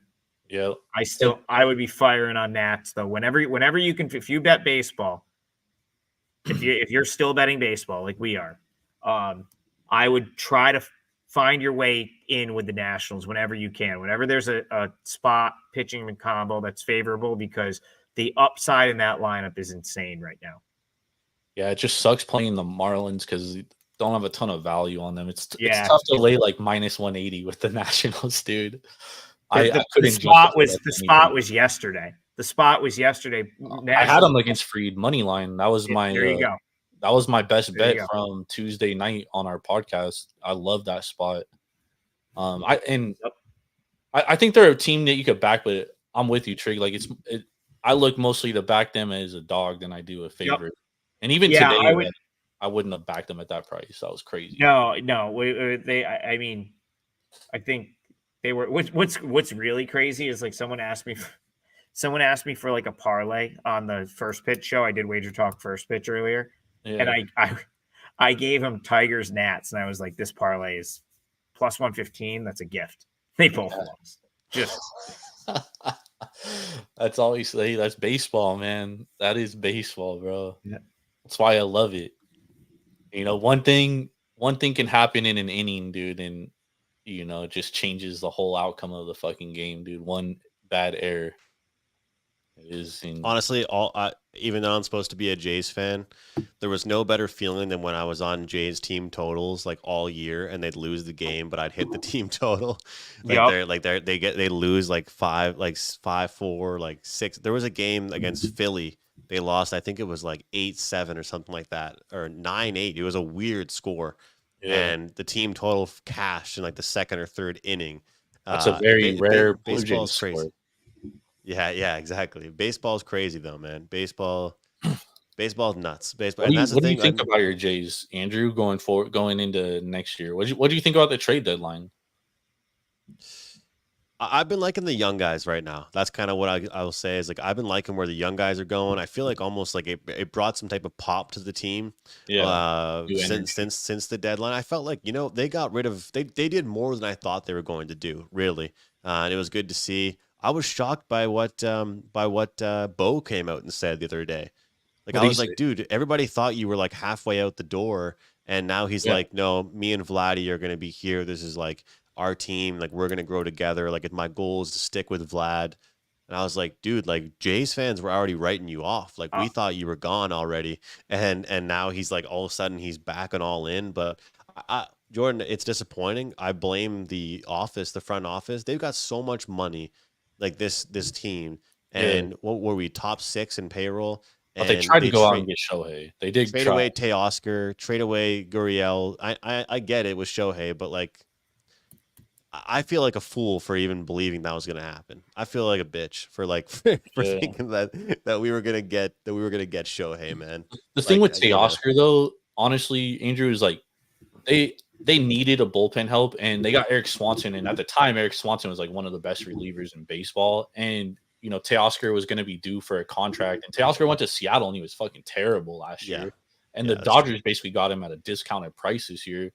So I didn't really hate that. The one thing I hated about the Jays was the fact that like they let Semien walk, and then they traded for Matt Chapman, and Matt Chapman's been very vocal this year. Like he did not like his time in Toronto. Like he wasn't a fan of being there. He said he never felt at home in Toronto.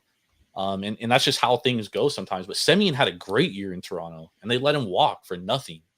And then that was kind of my fear with Bo Bichette and Vlad is like, you could have traded Vlad this year at the ultimate sell high spot, and they didn't. And they could have got a fucking haul for him, dude. And they did not. And I know I see a lot of people on Jay's Twitter. They're like really high on the young guys, but like, I've talked with Trig about this and AK, and like, I feel like a lot of those guys are like 4A guys, dude. I think they're like really good AAA players, but Davis Schneider came out last year when he got called up and he was incredible. And this year he's really struggled. I told Trig that the other day. I was like, people are kind of getting sick of him. It's like he was like the man at one point, but now it's like once you are a full-time major leaguer, it's not every little thing you do, we're not going to clap for you anymore. It's expectation, and that's the thing with these young guys. You're right, because it's not like, oh, you're a young guy, we're going to support you. It's like, no, you're on the team now. Like we need you to be I have an opinion here. So I thought they did well in the Kikuchi trade. Like I thought what they got back from him was good. Like I don't think giving up Kikuchi was a big deal. And I don't mind it for the Astros. The Astros, you know what? Like Jordan was way ahead of the curve on the Astros. He was saying a couple months ago, like, are we betting the Astros to win the AL? Are we going to buy in with this team? I was hesitant to buy in with the Astros. And now, as it stands now, they very well might be the best team in the American League.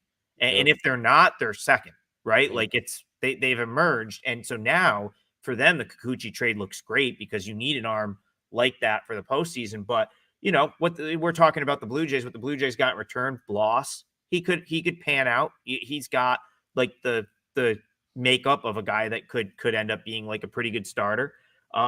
Will Wagner he's been the one I've been most impressed with so far at the big league level. I think Lo Perfito will probably figure it out at some point, but I got to say this about but Bichette and Vlad got to grow up. Like they have to grow up because they're like immature bullshit is the reason that the Jays are in this spot in the first place, right? Mm-hmm. It's the reason that the whole thing didn't work out. So if they're going to stay, but they're going to come back and they're going to act like adult, because now it's like they're kind of the veterans, right? Yeah. Like if they grow up and they lead the team, which they, Vlad is still an absolute monster. So leading by example is no problem for him. And it's just if they can get this was just a cocky ass team a few years ago. They thought they were going to come in, run the league. It didn't work out. If they come out and they're humble and they're they could be pretty good, but you got to go get some pitching. That's the thing right now. That's why I won't be, I like the Blue Jays, as a spoiler type team rest of the way. If you're just want to find a team that's, could be a good bet day to day. I think Jays could be a nice spoiler option because they are playing with a shit ton of energy. They weren't playing with any energy for the first half of the season, but going into next year, I'm interested to see what they do or where their pitching goes because there's nothing at AAA. Bloss, I guess Trenton Wallace and Bloss, but still, Andrew Trigg says the funniest shit about the Jays all the time. He says that they want to get the Infinity Stones of former players, So what they need to do, Trick, is they need to go get Andrew Abbott. They need to go. Yeah. They need to go get all those guys. Dude.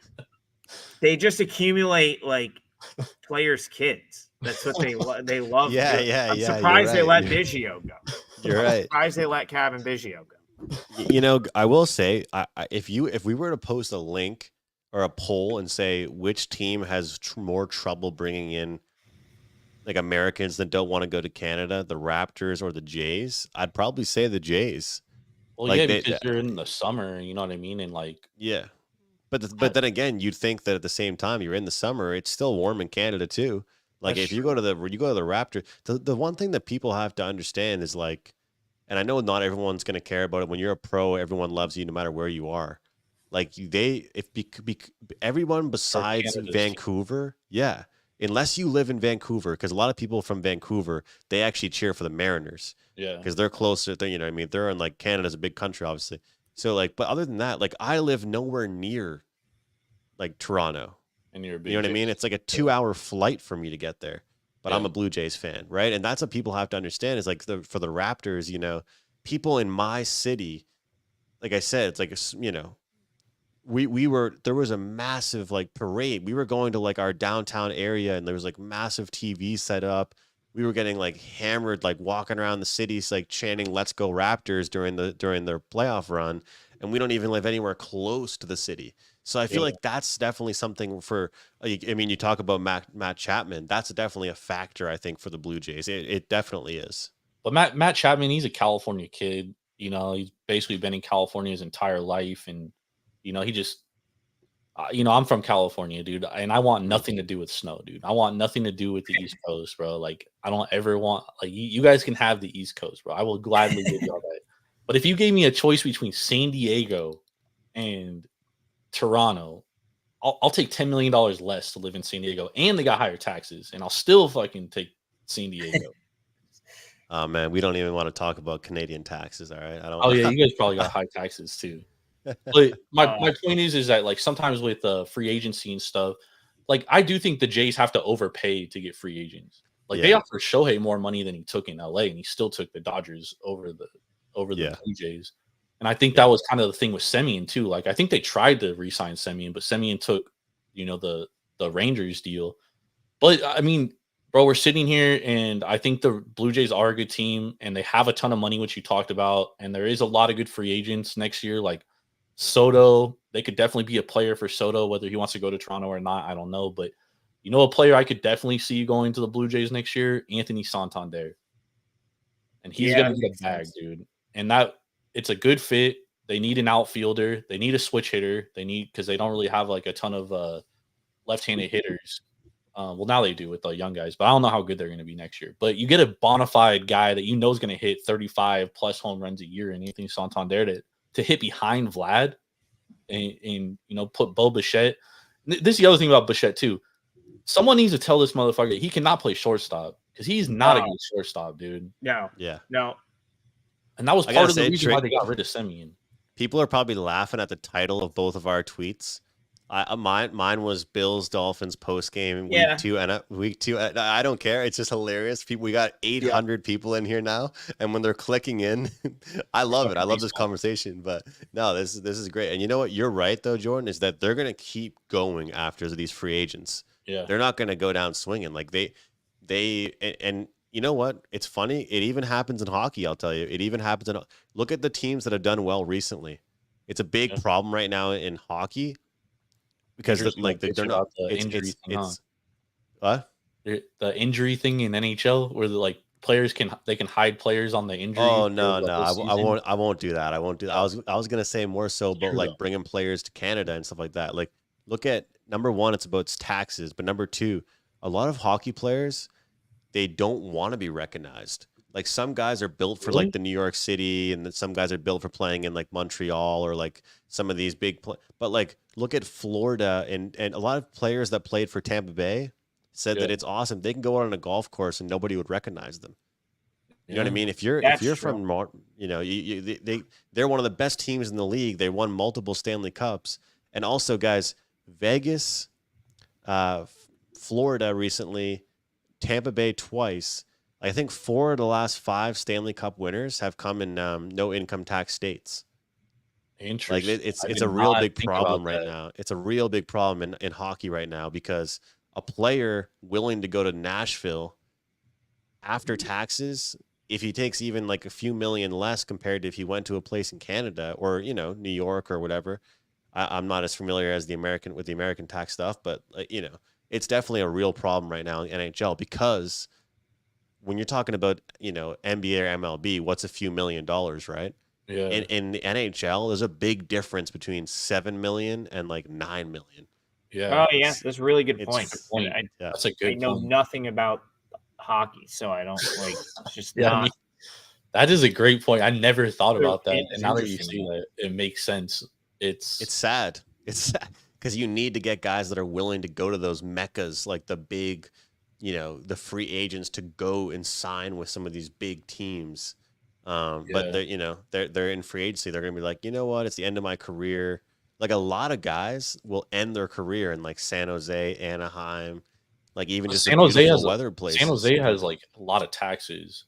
Yeah, beautiful weather. I guess that's what But I was I'm gonna going with say, like, that. I grew up in San Jose. I lived there basically my entire life, and the Mhm. Sharks are like the only professional team we basically have in San Jose. And it's Yeah. like, dude, the city of San Jose like adores the Sharks, dude. Like, bro, they would always go out during like, the good teams with like Jumbo Joe and Marlowe and I remember Jonathan Chichu was like a 22-year-old going out and like fucking getting hella drunk like after games and shit, dude. Like just getting totally shit faced, bro. Like, but I mean, that's how but people love the San Jose Sharks, and that's what I guess it's different when you think about the money side. Because I'm like, man, I would love to go there and like, I'm the only thing in that town for the whole season, and everybody just absolutely fucking loves us and wants to come to our games. Like, I think personally for me, it's like, damn, that's hella cool. But I get the point now with the taxes. Like that's, now that I'm older, I think about that. I'm like, damn, that's crazy because 5 million in Nevada is definitely not 5 million in California. It's that's only Right. like Yeah. it's And only like one two. thing you guys were talking about earlier, you said with what was the quarterback you were saying that might be a backup? Right. Young.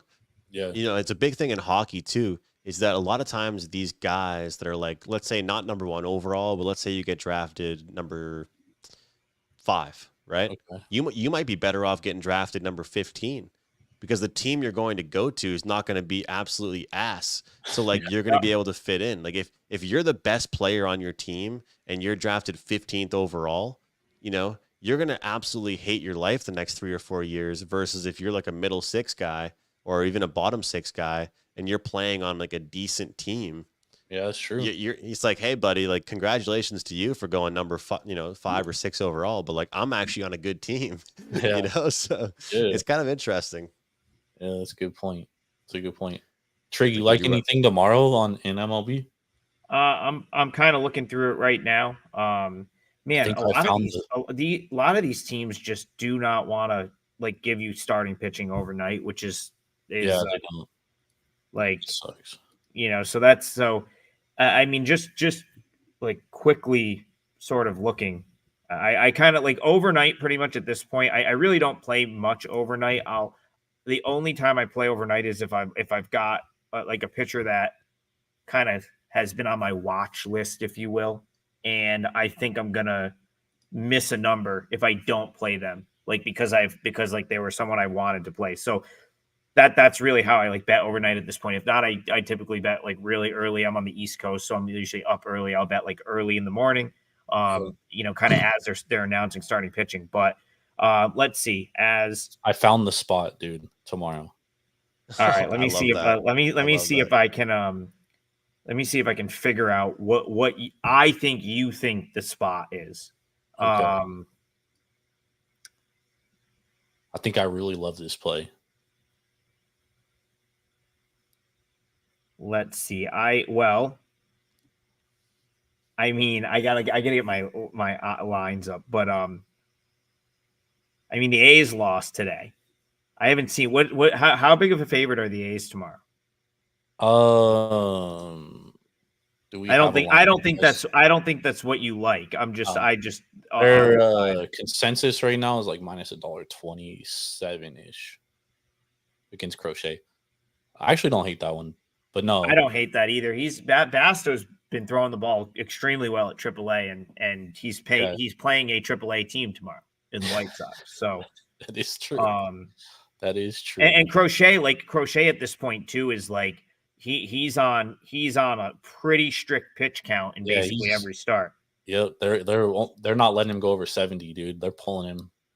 Him. So that's like the thing with Crochet, and I don't know that everyone realizes that at this point. That's like, again, you have people that kind of come and go in baseball, and I don't think your average person understands that Garrett Crochet is under no circumstances throwing more than like 65, 70 pitches at this point. So doesn't matter what the score is. Doesn't matter if he's thrown 70 straight strikes. He is literally like, they're just not letting him run off that long. So pretty much if you're like, I've been looking to play against him, because if you're willing to play against him, you basically just need to survive like 3-4 innings. And then you're going against who are you against? Chad Cool, like, right? Like you're getting some guy out of the White Sox bullpen, which is any decent bullpen arm at this point is gone from that team. Like, it's like, so I'm probably that's gonna be a lean for me. I'll have to like decide if I want to lock that in. But the A's, we talked about this before the month even started, that they were going to play spoiler down the stretch. They were going to have a winning record in September. They just took 2 of 3. They just took 2 of 3 in Houston. I feel like they deserve like more credit than I don't think anyone's going to wake up tomorrow and be like, how about those A's? They took 2 of 3 in Houston. Like, that's super impressive to go in there when they need wins and come out and gut out 2 one-run wins and take a series. So I actually think the A's bounce back from that loss, and I like the A's tomorrow, especially like $1.20. Yeah, like that might make my card. Now, what do I think you think the spot is? Yeah, I'm heading out soon, but I got to hear this. I'm curious. Yeah, me too, because I got to get up in 4 hours to watch Korean baseball. But are you going to go against Ober? Are you going to take Aguiar and the Reds, or are you like, is that no? Okay. How many guesses, Jordan, does he get? How many guesses? I'm surprised he hasn't got it, to be honest. Let me go and it's an East Coast game. It's an East Coast game. All right, hold on. Let me make sure. All right, real quick, I'm just gonna say, you're gonna take the Tigers to bounce back and beat the Orioles. All right, I do like that though. We're gonna back Spencer Schwellenbach against the Dodgers. Okay, all right. See, you know why I didn't go. Not that doesn't make sense. I didn't go there in my head because I'm so anti-Braves. I just think that team's fucking garbage. But yeah, their starting pitching has been so good, and Schwellenbach is nasty. Yeah, so, and their bullpen's really good too. Yeah, the pitching has been awesome, and of course they come off that Nationals loss. That kind of makes sense. I won't be on. And like Landon Knack has been like a 4A guy like for a couple of years now. Like, and the Dodgers bullpen is not very good lately. No, I don't hate that at all. I still think there's something off about the Dodgers. Like, and of course they're always priced as a top option. So if you've been willing to pick your spots to go against the Dodgers, you're probably having a great baseball season this year. So I don't hate that one bit. Yep. I think that's a good spot. But I also do like the A's tomorrow. I think that's another good spot. Don't really know about Detroit just because we don't have a starter yet for Detroit. Yeah, that's it. That's the thing. And Zach Eflin has actually been pretty nails for the Orioles. I don't know if I want to fade him. He's like the one dude in that rotation that I don't really want to fade right now. Is that also I think Jordan Westburg is back tomorrow. Yeah, it makes a difference too. There. You know what? That's a really good. 2 a.m. for me. I forget. Right. Yeah, McKinnis is on Atlantic time, so he's an hour. Shit. He's an hour. Yeah, I was gonna say 1 a.m. for me, so we'll wrap it up. But I'm gonna sign off, but you guys can keep going. No, I gotta be. I told you, Hanwha Eagles, just to make sure that the listeners get like something they can bet out of this. Go bet the Hanwha Eagles, and you're in play in 4 hours. I'm gonna go take a 4-hour nap and 4.5-hour nap and be up at 5:30 a.m. watching Korean baseball. So I on with respect the Eagles. That hustle. is a client play for me, -125. Love them tomorrow. Hyunjin Ryu gonna fire a I like gem. it. So All right. Make sure you're following him on the Eagles. Jordan, thanks for being here with us, brother. We Hell got to yeah, make man. sure you follow him We on gotta do Twitter. this We'll do again. a We lot gotta more. do this again. Yeah, we'll start earlier too. We'll start earlier, a little bit earlier. Guys, do me a favor. If you're not following the YouTube channel, I'm like 40 followers on Twitter from my next benchmark. Show us some love and follow Jordan and follow Trig.